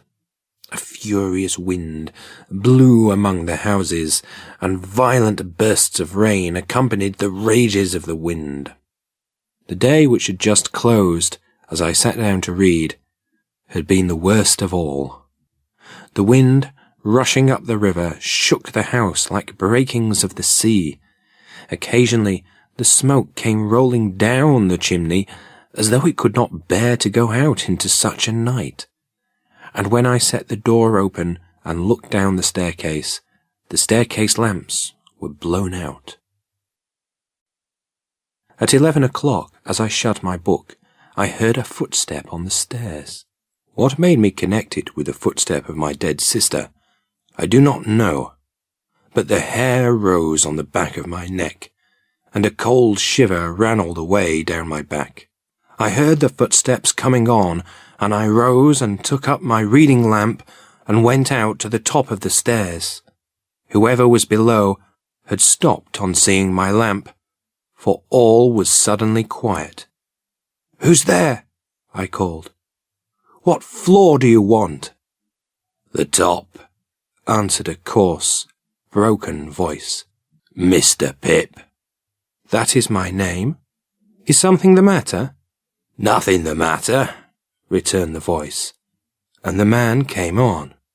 I stood with my lamp held out over the stair rail, and he came slowly within its circle of light. He was roughly dressed, like a voyager by sea. His face was strange to me. He had long iron-grey hair, and his age was about 60. He was a strong-looking man, browned and hardened by the sun and wind. As he came up the last stair or two, I saw with astonishment that he was holding out both his hands to me. "What do you want?" I asked him. "Do you wish to come in?" "Yes," he replied. "I wish to come in." I took him in, set the lamp on the table, and asked him to explain himself. He looked about him with a strange air, almost an air of pleasure, as if he had some part in the things he admired, and pulled off a rough outer coat and his hat. He had a large coloured handkerchief wrapped around his neck. I saw that his head was bald, and that the long grey hair grew only on its sides. "There's no one here, is there?" he said, looking over his shoulder. "Why do you, a stranger, coming into my rooms at this time of night, ask that question?" said I, regarding him with suspicion. He looked me straight in the eyes, then took the handkerchief from his neck, and twisted it round his head. Then, holding his body in both his arms, he took a shivering turn across the room, looking back at me for recognition. In that moment I knew him, as if the wind and the rain had driven away all the time between, and had swept us back to the churchyard where we first stood face to face. The man was my convict, whom I had fed and helped in the marsh country all those years before. Chapter 12. The Truth. As I stood there, staring, he moved back towards me, holding out his arms. In my astonishment, I let him take my hands. He raised them to his lips, kissed them, and still held them tight. "You're a noble boy," he said. "Noble Pip, and I've never forgot it." I thought for one awful moment that he was going to put his arms around me. Hastily I raised a hand to hold him back. "If you are grateful to me for what I did, if you come here to thank me, it was not necessary, you know. Surely you must understand. He was looking at me in such an odd way that the words died on my tongue. There was a little silence, and he sank down into a chair beside the fire. "What must I understand?" he asked. "Well," I said, with some difficulty, "our ways are different." I paused. "You are wet and weary," I said then. "Will you drink something before you go?" "I thank you," he answered. "I think I will drink something before I go." There was a tray ready on a side table. I made him some hot rum and water. When I handed him the glass, I saw with astonishment that his eyes were full of tears. "I hope," I said hurriedly, "that you are well and happy. How are you living?" "I've been a sheep farmer on the other side of the world," he told me in his coarse, broken voice. "I hope that you've done well." "I've done wonderfully well," he replied with a look of satisfaction. "I'm famous for it on the other side of the world." "I'm glad to hear it." "I'm glad to hear you say so, my dear boy," he answered, watching my face. "And may I ask how you have done since you and I were out on these shivering marshes?" I told him that I had been chosen to succeed to some property. "Might I ask what property? And whose?" said he. "I don't know," I replied, and felt stupid as I said it. "Could I make a guess?" said my convict. "At the sum of money you are paid each year, would it be £500, perhaps?" I stared at him, my heart beating like a heavy hammer. "You ought to have a guardian too," he said. "Some lawyer, perhaps. Would that lawyer's name begin with a J?" All the truth of my position suddenly came to me, and its disappointments, dangers, disgraces, consequences of all kinds rushed in such number that I felt weighted down by them and had to struggle for every breath. "Suppose," he went on, "that the employer of that lawyer had come overseas to Portsmouth, and had landed there, and had wanted to find you. How did I find you? Why, I wrote from Portsmouth to a person in London for particulars of your address. That person's name? Why, it was Wemmick." I could not have spoken one word, though it had been to save my life. "Yes, Pip, dear boy, I've made a gentleman of you. I swore that time, as sure as I earned a guinea, that guinea should go to you. I swore that if I ever got rich, you should get rich. I live rough, that you should live smooth. I worked hard, that you should be above work. I'm your second father, Pip. You're my son. More to me than any son could be. I've put away money only for you to spend. Again and again, I've said to myself, if I get liberty and money, I'll make that boy a gentleman. And I've done it. Why, look at you, dear boy. Look at these lodgings, fit for a lord. And your books too. Turning his eyes round the room. Hundreds and hundreds of 'em. And you read 'em, don't you? You shall read 'em to me, dear boy. Again he took both my hands and put them to his lips, while my blood ran cold. Did you never think it might be me? He asked then, with a smile. No, I returned. Never. Well, you see, it was me. Never a soul in it but my own self and Mr. Jaggers. Was there no one else? I asked. No, said he, with a look of surprise. Who else should there be? And, dear boy, he rushed on, how good-looking you have grown. There's bright eyes somewhere, eh? Isn't there bright eyes somewhere that you love the thought of? Oh, Estella, Estella. They shall be yours, dear boy, if money can buy them. But let me finish what I was telling you. When I began to make money in Australia, I sent it home to Mr. Jaggers. All for you. He laid his hand on my shoulder. I trembled at the thought that, for all I knew, that hand might be stained with blood. It wasn't easy for me, Pip, to leave those parts and come back here. But at last I've done it. Dear boy, I've done it. I tried to collect my thoughts. Where will you put me? He asked. I must sleep somewhere, dear boy. Sleep? Said I. Oh, yes. My friend is away.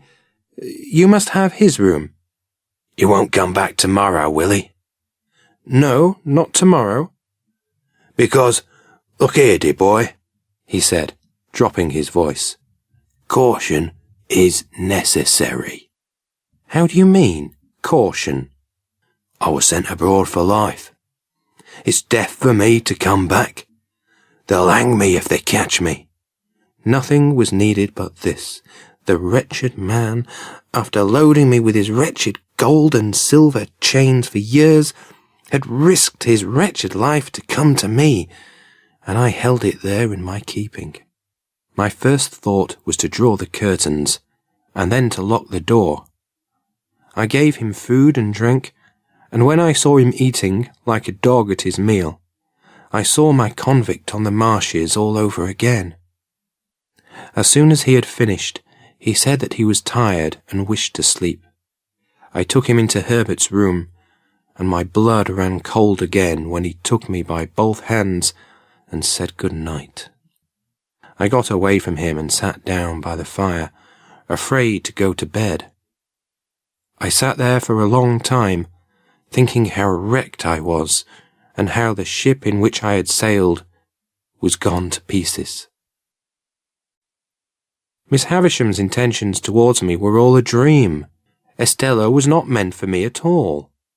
And, sharpest and deepest pain of all, it was for the convict that I had left Joe and Biddy. It was the most bitter hour of my life. Gradually, however, I slipped from the chair and lay asleep on the floor. The church clocks were striking 5 when I awoke. The candles were burnt out, the fire was dead, and the noise of the wind and rain seemed louder than ever. All that had happened came rushing back to my mind.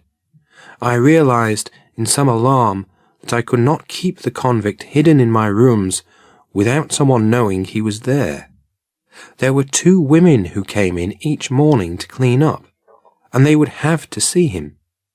I decided to tell them that my uncle had unexpectedly come from the country.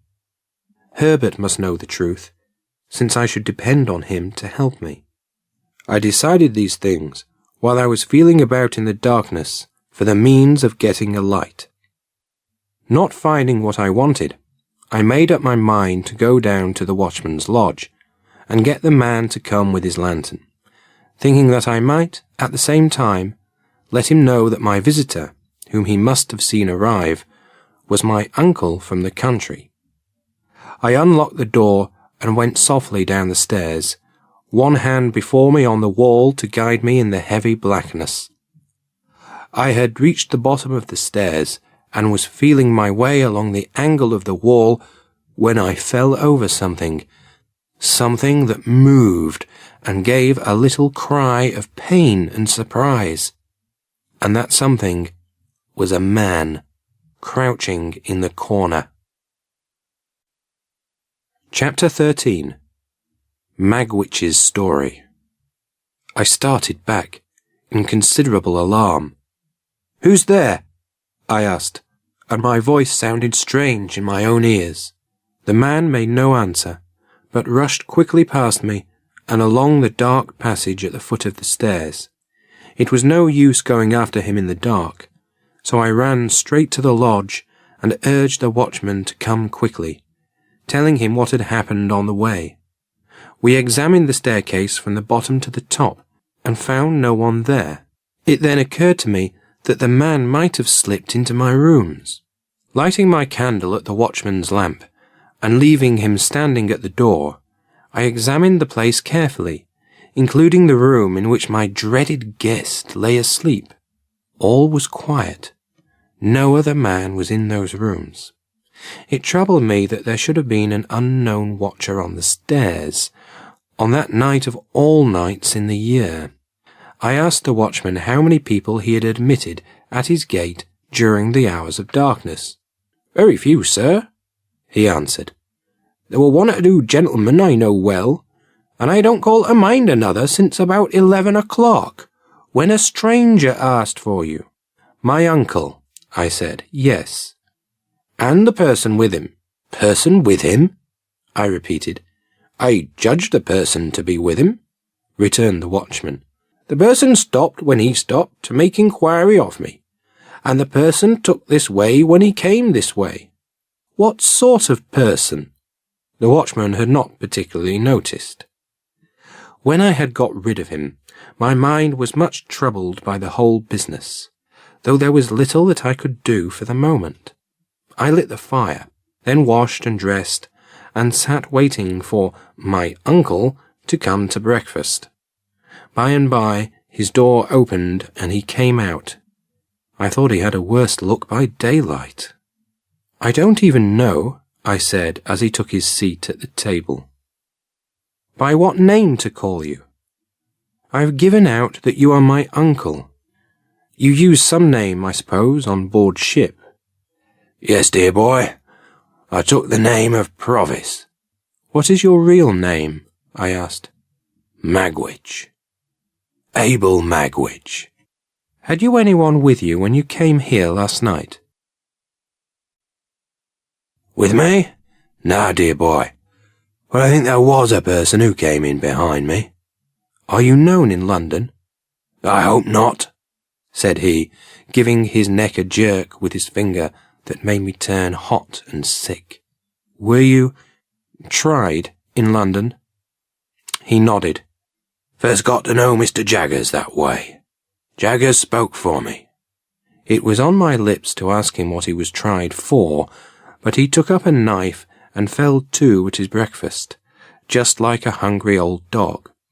We said nothing more till he had finished, when he got up from the table and produced a short black pipe, which he filled with tobacco. When it was burning to his satisfaction, he went through his favourite action of holding out both his hands for mine. "And this," he said, "is the gentleman that I made. It does me good to look at you, Pip."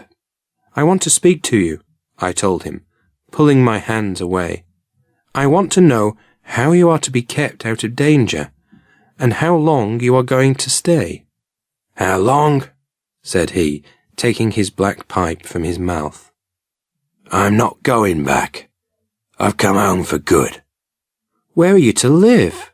I asked. "What is to be done with you? Where will you be safe?" "I need some new clothes," he said, and I perhaps need to make myself look a bit different to what I do now. He took out a great thick pocket-book, bursting with papers, and threw it on the table. "There's something worth spending in that there book, dear boy," he went on, "and there's more where that came from. You get me some fine new clothes, and no one will ever recognise me as Abel Magwitch." It appeared to me that I could do no better than find him some quiet lodging near at hand, of which he might take possession when Herbert returned, whom I expected in 2 or 3 days. I would get him some different clothing, the kind of things a well-to-do farmer might wear, and we arranged that he should cut his hair close and wear a little powder. That afternoon I left him locked in my rooms, and went to a lodging-house in Essex Street, within shouting distance of my own windows. There I was lucky enough to secure the second floor for my uncle, Mr. Provis. I then went from shop to shop, buying such things as I thought necessary to work the change in his appearance. I went straight home again, where I found the terrible Provis drinking rum and water and smoking his pipe in safety. Next day, the clothes I had ordered arrived. When I had cut his hair and had put on the clothes, it seemed to my anxious fancy that it was useless to attempt to disguise him. The more I dressed him, and the better I dressed him, the more he looked to me like the escaped convict of the marshes, for he had a wild and savage air that no dress could tame. Words cannot tell what a sense I had at the same time of the awful mystery he was to me. I doubt if a ghost could have seemed more terrible to me, up in those lonely rooms in the long evenings and long nights, with the wind and the rain always rushing by. A ghost could not have been taken and hanged on my account, and the thought that he could be, and the dread that he would be, added to my horrors. This time of waiting and doing nothing seemed like a year. It lasted about 5 days. Expecting Herbert all the time, I dared not go out, except when I took Provis for a walk after dark. At length, one evening when dinner was over and I had fallen asleep quite worn out, I heard footsteps on the stairs. Provis, who had been sleeping too, sprang to his feet, and in an instant I saw an open jackknife shining in his hand. "Quiet! It's Herbert," I said, and Herbert came bursting in. "How are you?" he cried. "Why, you've grown quite thin and pale. My dear fellow, Hello, I beg your pardon." He stopped when he saw Provis, who was putting the knife back in his pocket. "Herbert," said I, shutting the door while Herbert stood staring and wondering, "something very strange has happened. This is a visitor of mine. Sit down, Herbert, and I'll tell you all about it." It would be hard to describe Herbert's astonishment when he and I and Provis sat down before the fire and I told the whole secret. And when I had finished it, it was the turn of Provis. "Dear boy and Pip's comrade," he said, "I'm going to tell you the story of my life, and I'll put it at once in a mouthful of English. In prison and out of prison, in prison and out of prison, since the time I was so high. I've no idea where I was born. I first became aware of myself down in Essex, thieving for my living. I knew my name was Magwitch, and I knew I was a ragged little creature that nobody wanted. What was I to do? I had to eat, didn't I? Well, I worked and begged and stole for the next 20 years, and I got to be a man. I was married for a time, but nah, I won't talk about that. I had a lot of trouble with her. At last, I met a man named Compeyson, who set up to be a gentleman and who'd been to a good school and got learning. He was good looking too, and a smooth one for talk. He took me on to be his partner. His business was any kind of fraud, passing stolen banknotes and the like. There was another man with Compeyson, as was called Arthur. He was a sick man when I first knew him, and he and Compeyson had been mixed up in a bad business with a rich lady some years before. They made a lot of money out of it, which they soon spent and wasted in bad living. Well, to cut a long story short, at last Compeyson and I were both caught for passing stolen banknotes, and there were other charges besides. When we were brought into court, the first thing I noticed was what a fine gentleman Compeyson looked, and what a common sort of wretch I looked beside him. The evidence was heard, and it was me what got most of the blame. The verdict came, and it was Compeyson who got off light on account of his good character and for telling all that he could against me. And when we sentenced, it was him that got 7 years in the hulks, and me 14. Can you wonder what I said to Compeyson?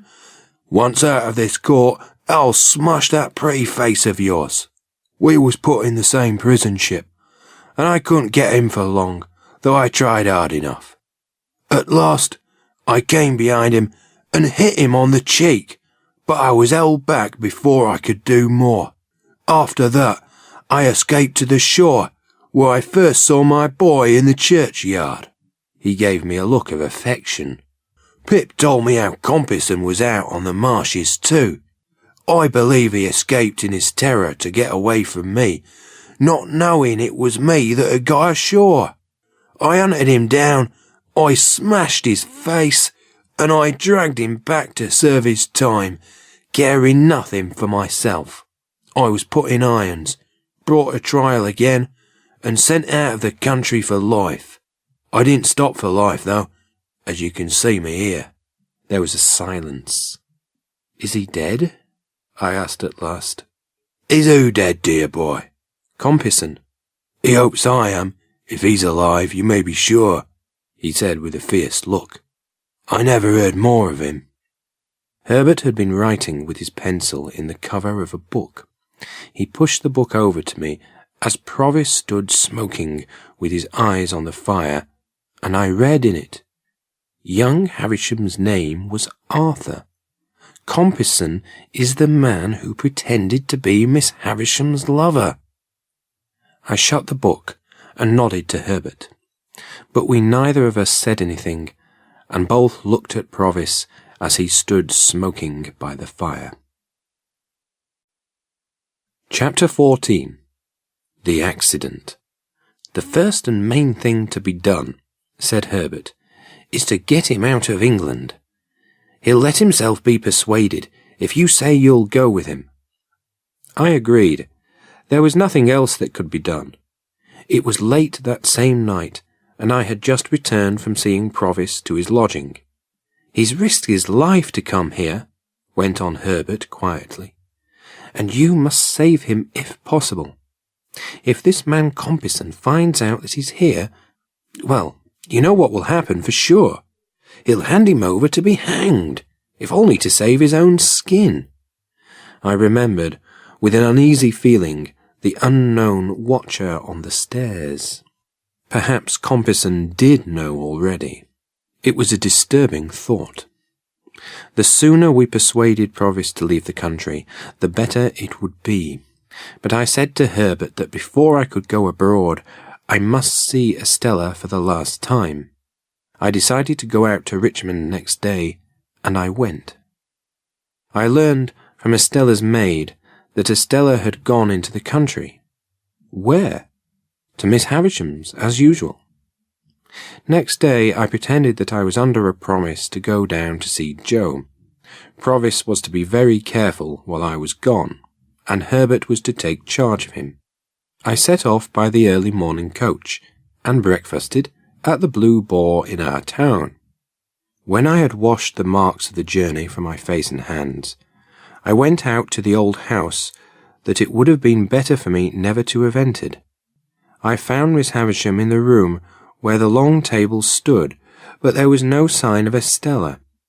The old lady looked steadily at me, but I could see that she was rather confused. "And what wind blows you here, Pip?" she asked. "Miss Havisham," said I. "I went to Richmond yesterday to speak to Estella. I was told that she was here, and so I followed." She shook her head. "Estella is not here," she said. "She has gone. Today, Pip, is her wedding day." I stared at her. The awful truth dawned on me. Not to... I could not speak the name. Miss Havisham nodded. "Yes, Pip," she said. "To Bentley Drummle." I dropped my face into my hands. Why had she done it? Why had she thrown herself away on such a stupid brute as Drummle? I knew the answer. This was part of Miss Havisham's revenge. There were many, other than me, who loved and admired Estella. Many would have given their lives for her, and, when they knew what she had done, they too would suffer as I was suffering now. I looked up and saw with astonishment that there were tears in the old lady's eyes, and her face was full of pain. She held out her hands to me. "Oh, Pip," she said in a broken voice, "what have I done? Forgive me, Pip, my dear. Oh, what have I done?" "If you mean, Miss Havisham, what have you done to injure me? Let me answer you. Very little. I should have loved her under any circumstances." "My dear," she said, "believe this. When she first came to me, I meant to save her from misery like my own. But as she grew and promised to be very beautiful, I gradually did worse, with my praises and my jewels, and with warnings against all men. I stole away her heart and put ice in its place. If you knew all my story, Pip, you would have a better understanding of me." "I do know all your story," I answered. "Tell me, please, whose child was Estella?" She shook her head. "You don't know?" She shook her head again. "Mr. Jaggers brought her here," she told me. "I had been shut up in these rooms a long time. When I let him know that I wanted a little girl to bring up and love as my own, he said that he would look about for such an orphaned child. One night he brought her here asleep when she was 2 or 3 years of age, and I called her Estella." So, Mr. Jaggers had brought Estella there. There was much, I thought, that Mr. Jaggers might tell, if only he could be persuaded. I rose to my feet, filled with a sickness of despair. "Miss Havisham," I said, "I will walk a little in the garden before I take my leave of you." As I went from the room, she called something after me, but I made my way down the stairs and out into the ruined garden. I went all round it many times, round by the corner where Herbert and I had fought, round by the paths where Estella and I had walked, all so cold, so lonely, so dismal now. It was a long time before I went back up the stairs to say good-bye to Miss Havisham. I looked into the room where I had left her, and saw her seated in a ragged chair close to the fire. Her back was towards me. I was about to turn and go quietly away, when I saw a great flame of light spring up. In the same moment, I saw her running at me, screaming, with flames all about her. Her long bridal dress had touched the flames of the fire and flared up in an instant. I had on a thick and heavy coat. I tore it off, put my arms round her, threw her down, and got the coat over her. Then I dragged the great cloth from the table, and with it pulled down the rotten heap in the middle and all the ugly things that sheltered there. I threw the cloth over her too, and then we were both on the ground, struggling like enemies, and the closer I covered her, the more wildly she screamed and tried to free herself. The servants came running to the door. Still I held her down with all my strength, like a prisoner who might escape. At last, her cries died away, but I was afraid to have her moved, or even touched. A doctor was sent for, and I held her until he came, fancying that if I let go of her, the fire would break out again and destroy her. When I got up at last, I was astonished to see that both my hands were burnt, for I had felt nothing of pain while I held her. By the doctor's directions, her bed was carried into that room and laid upon the great table. When he had examined her, he said that she had received very serious burns and was not likely to live. There was a time that evening when she spoke clearly of what had happened.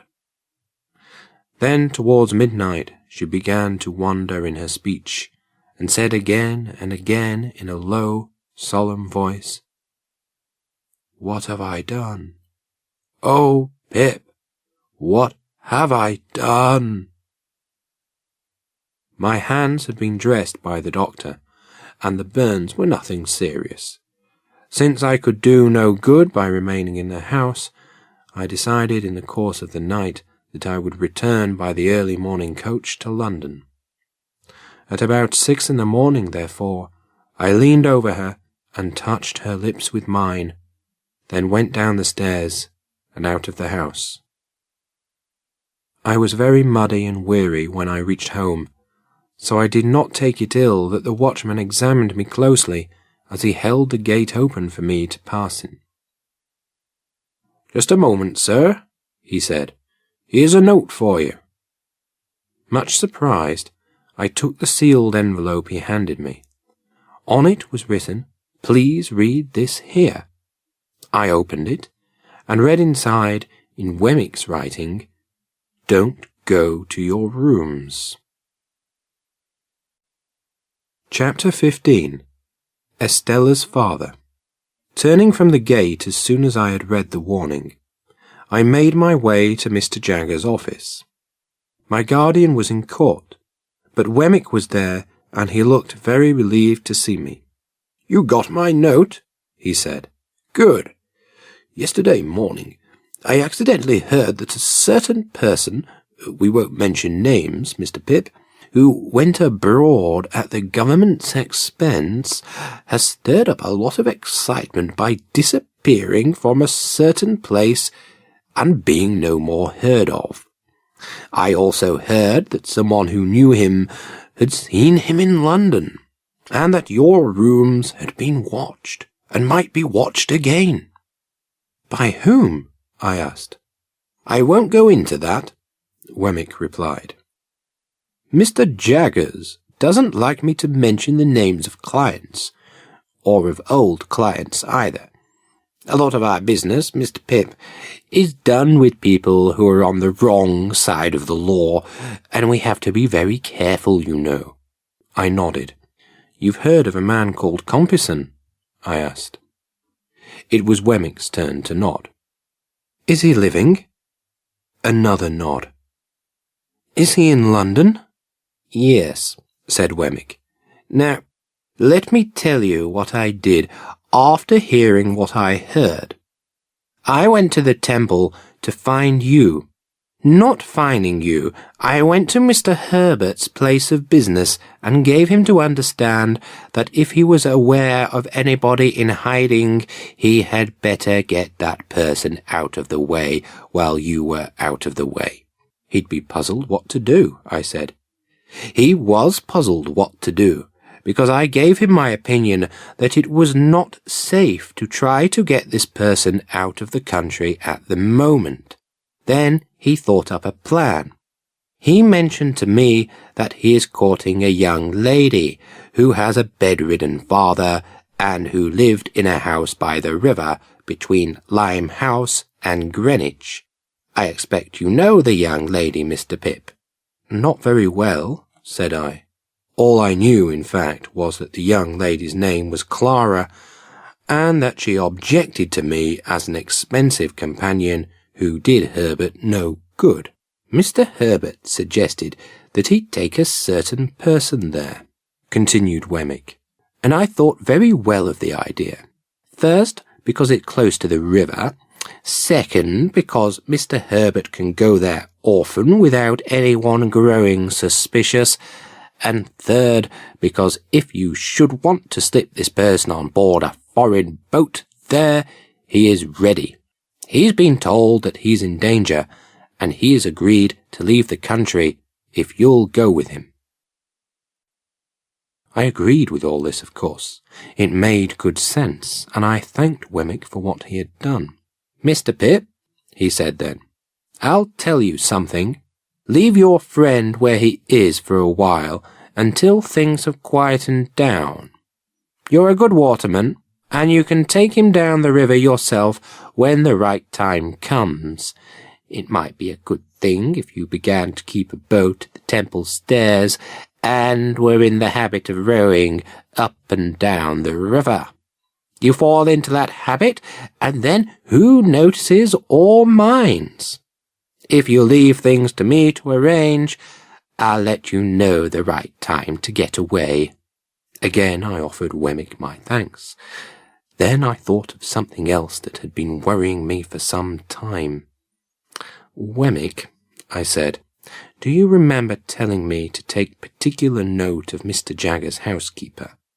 He nodded. I wish you'd tell me her story. I have a personal interest in it. He hesitated for a moment, and then said, 20 years ago, that woman was tried at the Old Bailey for murder. She was a beautiful young woman then. And she was acquitted. Yes, Mr. Jaggers was for her and got her off. The murdered person was a woman. It was a case of jealousy. This girl, Molly, had been married to a no-good fellow who took up with the other woman. The murdered woman was found dead in a barn. There had been a violent struggle. She was bruised and scratched, and had been held by the throat and choked. It seemed certain that it was Molly who had killed her. She had only a bruise or two about her, but the backs of her hands and wrists were torn as if by fingernails. It was attempted to set up as proof of her jealousy that she had murdered her child, then some 3 years old, to revenge herself upon her husband. Mr. Jaggers worked that in this way. You say the marks on her hands are the marks of fingernails, and you say that she destroyed her child. For anything we know, she may have destroyed that child, and the child may have scratched her hands. What then? You are not trying her for the murder of the child. You are trying her for the murder of another woman, and that is something that you are unable to prove. In short, sir, Mr. Jaggers was too much for the jury, and they gave in. Was the child a boy or a girl? I asked. A girl. Yet again I gave Wemmick my thanks, and went home with new matter for my thoughts, though with no relief from the old. My first question, when Herbert came home that evening, was whether all was well down the river. He answered yes, and we sat down by the fire to talk over the events of the past few days. I sat with Provis for 2 hours last night, Herbert told me, and for some reason he talked a lot more about his early life. Do you remember that he mentioned some woman that he had had great trouble with? It seems that she was young and wild, and very jealous. So jealous that she went to the length of murder. I started. but Herbert was looking into the fire and did not notice. She was tried for it, he went on, and defended by Mr. Jaggers. It was another woman who was the victim, and there had been a struggle in a barn. Provis and his wife had a little child, a girl of whom Provis was very fond. On the evening of the murder, his wife came to him and swore that she would destroy the child to spite him. Then she vanished. Did the woman keep her word? He says she did. He never saw the child again, and after the trial, the woman vanished. Did he tell you when this happened? I asked, listening to the heavy beating of my own heart. Yes, 3 or 4 years before you found him in the churchyard. He said you reminded him of the little girl he had lost, who would have been about your own age. I know her, I said. She's not dead. Herbert, the man we have in hiding down a river, is Estella's father. Chapter 16. Downriver. Next day, I went and brought the boat round to the temple stairs, so that she lay where I could reach her in a minute or two. Then I began to go out as if for training and practice, sometimes alone, and sometimes with Herbert. We had no word from Wemmick, and saw nothing that in any way alarmed us. Still, I knew that there was cause for alarm, and I could not get rid of the idea of being watched. Some weeks passed. It was an unhappy life that I led, and one that was filled with anxiety. I rowed about in my boat, and waited as best I could. I had a new anxiety when Herbert told me that his business affairs were doing so well that he and his partner were planning to open a branch house in the East, and that he would have to go out to it himself, and that he must do so very soon.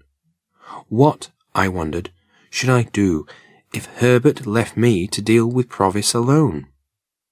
We got into the month of March, and the burns on my hands were quite healed. Then, on a Monday morning, when we were at breakfast, I received the following note from Wemmick. Burn this as soon as read. Early in the week, or say Wednesday, you might do what you know of. Now burn. Herbert and I considered what to do. I did not care what port Provis and I made for, as long as I got him out of England. We knew what steamers would leave London on the same tide, and we knew the build and colour of each. We decided that we would get him well down the river and lie by in some quiet spot until we could pull off to a steamer. Passengers had been picked up in this way before, and I saw no reason why it should not happen again. We then separated for a few hours. I to get at once such papers and passports as were necessary, Herbert to visit Provis and warn him that the time had come, and that he must come down to some stairs close by the house on Wednesday when he saw us, and not sooner. I slept little between that time and the coming of Wednesday morning. It was one of those March days when the sun shines hot and the wind blows cold.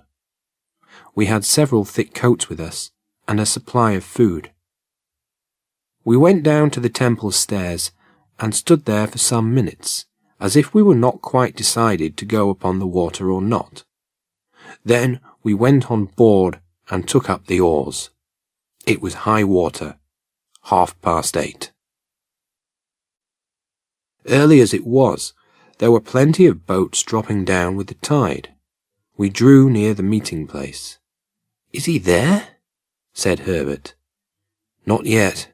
No, wait a minute. Now I see him. Pull hard. Easy, Herbert. Oars. We touched the stairs lightly for a single moment, and he was on board and we were off again. He was wearing a long cloak and had a black bag with him. Dear boy, he said, putting an arm on my shoulder as he took a seat. Well done, dear boy. Thank you. Thank you. After that, He sat there and smoked, seeming as peaceful and content as if we were already out of England. The tide ran strong, and our steady stroke carried us on for mile after mile. At midday we went ashore among some slippery stones, while we ate and drank what we had with us. We pushed off again, and made what way we could all through the afternoon and until night began to fall, when we looked about for anything like a house. We held on, seeing nothing, for 4 or 5 dull miles. The night was dark by this time, and it was with great relief that we saw a light and a roof, and soon afterwards ran alongside a rough landing stage that had been made of stones. I left the others in the boat, stepped ashore, and found the light to be the window of an inn. It was a dirty place, but there was a good fire in the kitchen, and food to eat, and drink to warm us. Also, there were 2 double-bedded rooms that we might share. I went down to the boat again, and we all came ashore and pulled her up for the night. We had made a good meal by the kitchen fire, when the landlord came in and asked me if we had seen a 4-oared galley going up with the tide. We told him that we had not. "That's odd," he said. "She was hanging about here for some time, and then went up with the tide. She must have put in somewhere, or you'd have been sure to see her." This information worried me. A 4-oared galley hanging about so as to attract noise was an ugly circumstance that I could not get out of my mind. We arranged that Provis should share my room, and that Herbert should take the other. I lay down with most of my clothes on, and slept well for a few hours. When I awoke, the wind had risen, and fearing for the safety of our boat, I looked out of the window. The moon was high, and by its light I saw 2 men down by the boat, looking into her. My first thought was to wake the others, but I remembered that they were tired, and so I just stood there and watched the men move off across the marsh. In that light, however, I soon lost them, and, feeling very cold, lay down to think of the matter and fall asleep once more. We were up early. I told the others what I had seen in the night. Neither Herbert nor Provis seemed worried by the news. It was likely, they said, that the men had no interest in us at all, and I tried to persuade myself that this was so, as indeed it might easily be. We waited at the inn until midday, then pushed our boat off and rowed out into the track that we knew the steamers took. It was 1:30 before we saw a steamer's smoke, and soon after we saw behind it the smoke of another. As they were both coming on at full speed, Provis and I took the opportunity of saying goodbye to Herbert. Neither Herbert's eyes nor mine were quite dry, when I saw a 4-oared galley shoot out from under the bank a little way in front, and row out into the same track. The steamer was coming on fast. I called to Herbert to keep our boat before the tide, so that she might see us lying by for her. Meanwhile, the galley had let us come up with her and had fallen alongside. There were 4 men at the oars, a steersman, and a 6th man sitting wrapped up in a big cloak, much as Provis was, with a broad hat pulled down over his eyes. This sitter seemed to whisper some command or other to the steersman as he looked at us. Otherwise, not a word was spoken in either boat. Herbert, who had good eyes, could make out in a few minutes which steamer was first, and gave me the word Hamburg in a low voice. She was nearing us very fast, and the beating of her paddles grew louder and louder. I felt as if her shadow was right upon us, when there came a shout from the galley. "You have a returned convict there," called the steersman. "His name is Abel Magwitch. I arrest that man, and call upon him to surrender." At the same moment, he ran the galley close upon us. They had pulled one sudden stroke, had got their oars in, and were holding on to our boat before we knew what they were doing. This seemed to cause some confusion on board the steamer. I heard voices calling to us, and an order given to stop the paddles. In the same moment, I saw the steersman of the galley lay his hand on the prisoner's shoulder, and noticed that both boats were swinging round with the force of the tide. Still in the same moment, I saw the prisoner start up, lean across to the other boat, and pull the cloak from the neck of the sitter in the galley. Still in the same moment, I saw that the face revealed was the face of the other convict of long ago. Still in the same moment, I saw that face go white with a terror that I shall never forget. Then I heard a great cry on board the steamer, and a loud splash in the water, and felt the boat sink from under me. Chapter 17. The Death of Magwitch. It was for a moment or two only that I struggled in the water, and then I felt myself seized and lifted into the galley. Herbert was there already, but our boat was gone, and so were the two convicts. What with the shouts from the steamer, and her driving on, and our driving on, I could not at first distinguish sky from water or shore from shore, but the crew of the galley lay upon their oars, every man looking at the water behind. A moment or two, and a dark object was seen, bearing towards us on the tide. As it came nearer, I saw that it was Magwitch, swimming, but very weakly. He was pulled on board, and handcuffs were instantly put upon his wrists. The galley was kept steady, and a silent lookout was kept upon the water for the other man. But the other steamer now came up at speed, and in a minute we were rising and falling in a troubled wake of water. The lookout was kept long after all was still again, and the two steamers were gone. But everybody knew that it was hopeless now. At last we gave it up, and pulled towards the shore and the inn, where we were received in some surprise. There I was able to get some comforts for Magwitch, who had been badly wounded in the chest and had a deep cut in the head. He told me that the man in the cloak had been Compeyson. He believed that they had both gone under the steamer and had been struck in rising, most likely by one of the great paddle wheels. He told me in a whisper that they had gone down together, locked in each other's arms, and that there had been a struggle under the water, but he had managed to free himself and had struck out to the surface. I asked the officer in charge of the galley if I might change the prisoner's wet clothes by purchasing any spare clothing I could get at the inn. He agreed in a willing way, but said that he must take charge of everything his prisoner had about him. He also gave me leave to accompany Magwitch back to London, but said that Herbert must return by land. We remained at the inn till the tide turned, and then Magwitch was carried down to the galley and put on board. Herbert and I took a sad parting of each other, and when I took my seat by Magwitch's side, I felt that that was my place while he still lived.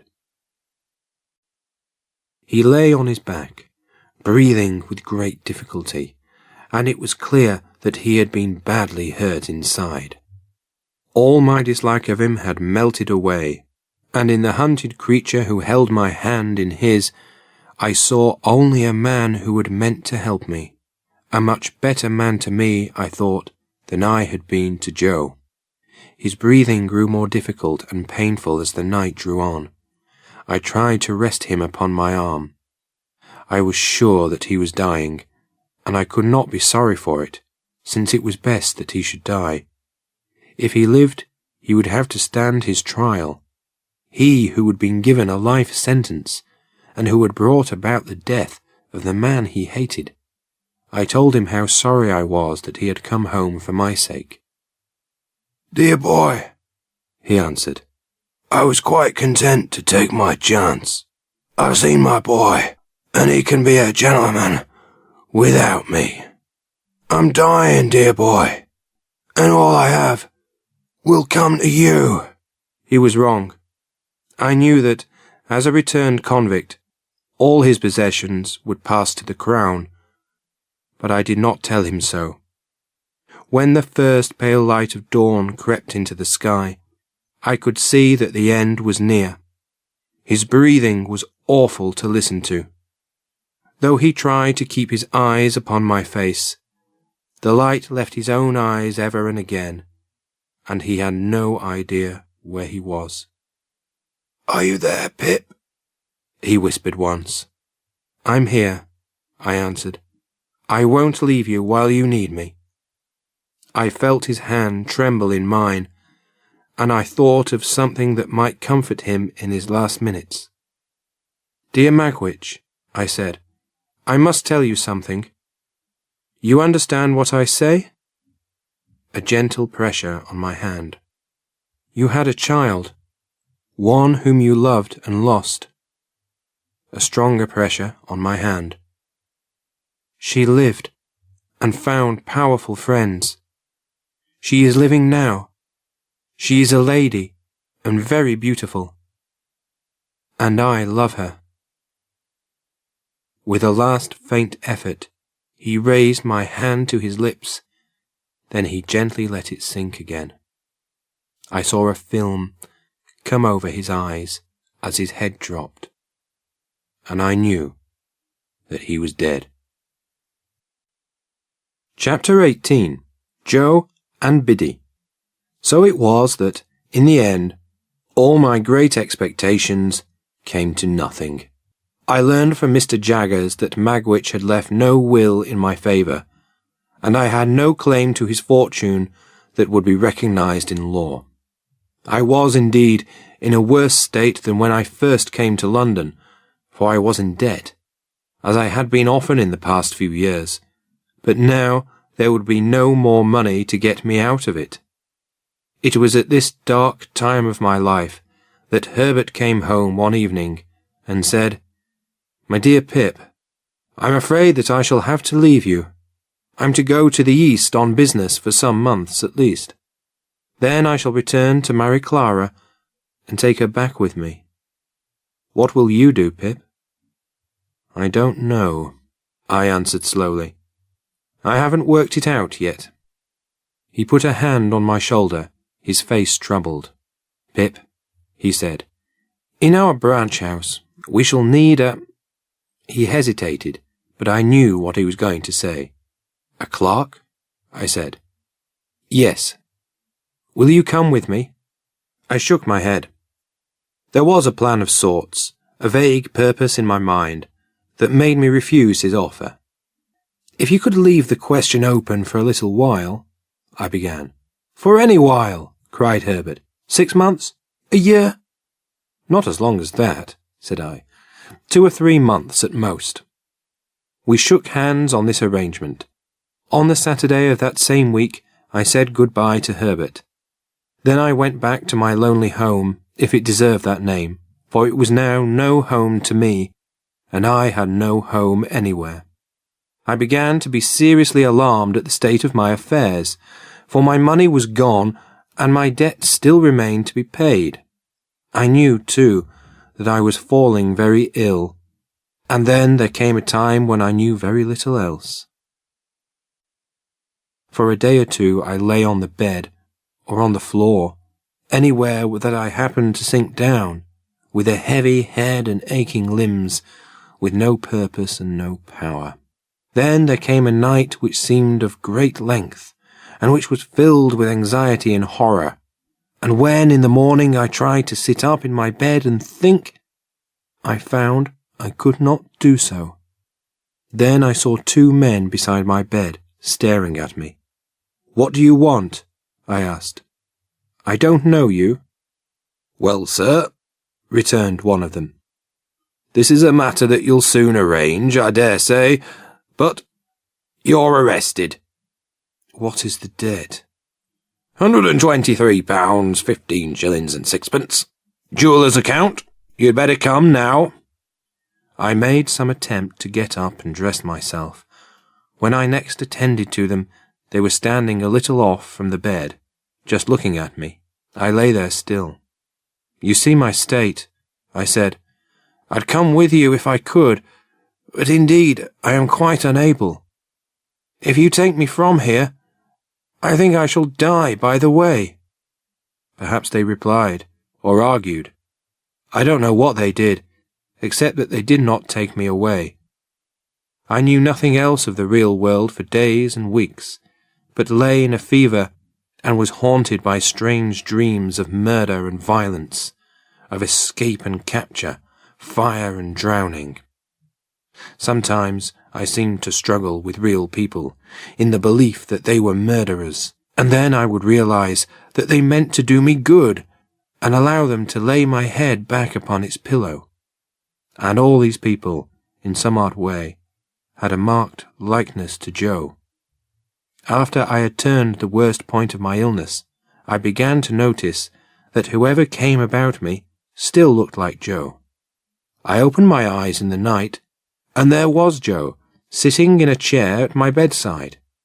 I opened my eyes in the day, and sitting on the window seat, still I saw Joe. At last, one day, I took courage, and said, "Is it Joe?" And the dear old voice answered, "It is, Pip." "Joe, you break my heart. Look angry at me, Joe. Don't be so good to me, after the way I've behaved."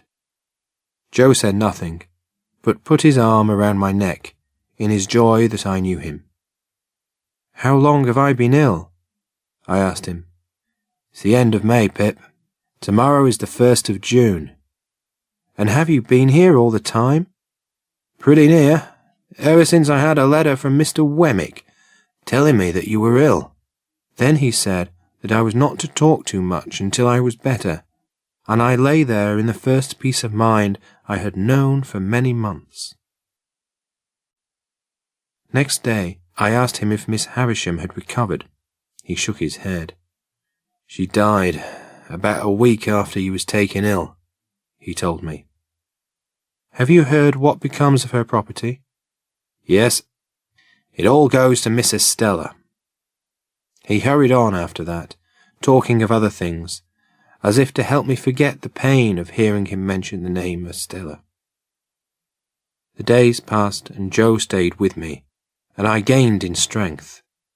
We both looked forward to the day when I should be able to go out and walk in the garden again. And when the day came, I leaned on Joe's arm and said, "I feel thankful that I've been ill, Joe. We've had a time together that I shall never forget. There were days when I did forget you, but I shall never forget these as long as I live." That night, when I had gone to bed, Joe came into my room. He asked me if I felt sure that I was as well as in the morning. "Yes, Joe," I answered. "I can feel myself getting stronger all the time." He put a hand on my shoulder and smiled and nodded, and said, in what I thought was an odd voice, "Good night, Pip." Dear old boy. I lay awake a long time that night, filled with thoughts of the purpose that had been taking shape in my mind since before I fell ill. When I got up in the morning, refreshed and stronger yet, I dressed at once and went to his room, and found that he was not there. I hurried to the breakfast table, and on it found a letter. These were its brief contents. "I have departed, for you are well again, dear Pip, and will do better without. Joe. P.S. Ever the best of friends." With the letter was a receipt for the debts on which I had been arrested. I had never dreamed that Joe had paid the money, but paid it he had, and the receipt was in his name. What remained for me now but to follow him to the dear old forge, and there tell him of my plan for the future? The purpose was that I should go to Biddy, that I would show her how humble I came back, and tell her that I had lost all that I had once hoped for, that I would ask her to marry me, that I should work at the forge with Joe, and that the three of us would live together in happiness for the rest of our days. Such was my purpose. After another week of recovery, I went down to our town, and from there walked slowly towards the village. The June weather was perfect. The sky was blue, the birds sang and flew high over the green corn, and I thought all the countryside more beautiful and peaceful by far than I had ever known it to be yet. My mind was full of pleasant pictures of the life I would lead there in the days to come. At last the forge was only a short way off, and I listened eagerly for the sound of Joe's hammer. Long after I ought to have heard it, all was still. Almost fearing, I drew near and saw that the forge was closed, all shut up and still. Yet the house was not empty, and the best parlour seemed to be in use, for the window was open and bright with flowers. I walked on, and the door opened, and Joe and Biddy stood before me, arm in arm. At first, Biddy gave a cry, as if she thought it was my ghost, but in another moment she was in my arms, crying because I looked so white and worn. "My dear Biddy," I said, "how smart you look." "Yes, Pip." "And Joe, how smart you are." "Yes, dear old Pip." I looked from one to the other, and then, "It's my wedding day," cried Biddy in a burst of happiness, "and I am married to Joe." I sold all that I had, and put aside as much as I could, and I went out and joined Herbert. Within 2 months, I was a clerk in the branch house of his business. 4 months later, when Herbert had gone away to marry his Clara, I was left in charge of the branch house until he brought her back. Some years went by before I was made a partner in the business, but I lived happily with Herbert and his wife, and paid Joe the money I owed him, and wrote him a letter every week of the year. We were never a great business, but we had a good name, and worked hard for our profits and did very well, so that I was able to save money, and at last I came home for a holiday. And what happened then is all I have left to tell. Chapter 19. December evening. For 11 years I had not seen Joe or Biddy, though they had often been in my fancy in the East, when, upon an evening in December, an hour or 2 after dark, I opened the old kitchen door. I touched it so softly that I was not heard, and I looked in unseen. There, smoking his pipe by the fire, as big and strong as ever, though a little grey about the head, sat Joe, and there, sitting on my own little chair, was I, again. "We called him Pip for your sake," said Joe, when I took another chair by the child's side. "And we hoped that he might grow a little bit like you. And we think he do." I thought so too. I took him out for a walk next morning, and we talked all the time in good understanding. I took him to the churchyard, and sat him on a certain gravestone there, and remembered many, many things. "Biddy," said I, when I talked with her after dinner, "you must give Pip to me one of these days, or lend him, at all events." "No," said Biddy gently. "You must marry." She put her hand on mine. "Tell me, Pip, have you quite forgotten her?" "My dear Biddy, I've forgotten nothing in my life, but that old dream has gone forever." I knew while I said those words that I secretly intended to visit the site of the old house that evening, alone, for her sake. Yes, even so, for Estella's sake. I had heard of her as leading a most unhappy life, and as being separated from her husband, who had used her with great cruelty, and I had heard of the death of Drummle from an accident consequent on his ill-treatment of a horse. This had happened 2 years before, and, for anything I knew, she was married again. I set out after dinner that evening, and the day was dying when I came to the place. There was no house now, no building whatever left, but the wall of the garden was still there. A thin mist was rising and the moon was not yet up, but the stars were shining beyond the mist, and the moon was coming, and the evening was not dark. I could see where every part of the old house had been, and as I walked towards it, I saw a solitary figure standing there. As I drew nearer, I saw it to be the figure of a woman. As I drew nearer still, it started as if much surprised, and called my name. "Estella!" I cried out. She held out both her hands, and I took them in mine. "I am changed," she said. "I wonder that you knew me." The freshness of her beauty was indeed gone. She was no longer a girl, but she had become a lovely woman. There were attractions in her face that I had never seen before, the softened light of the once proud eyes, for instance, and what I had never felt before was the friendly touch of the once cold hands.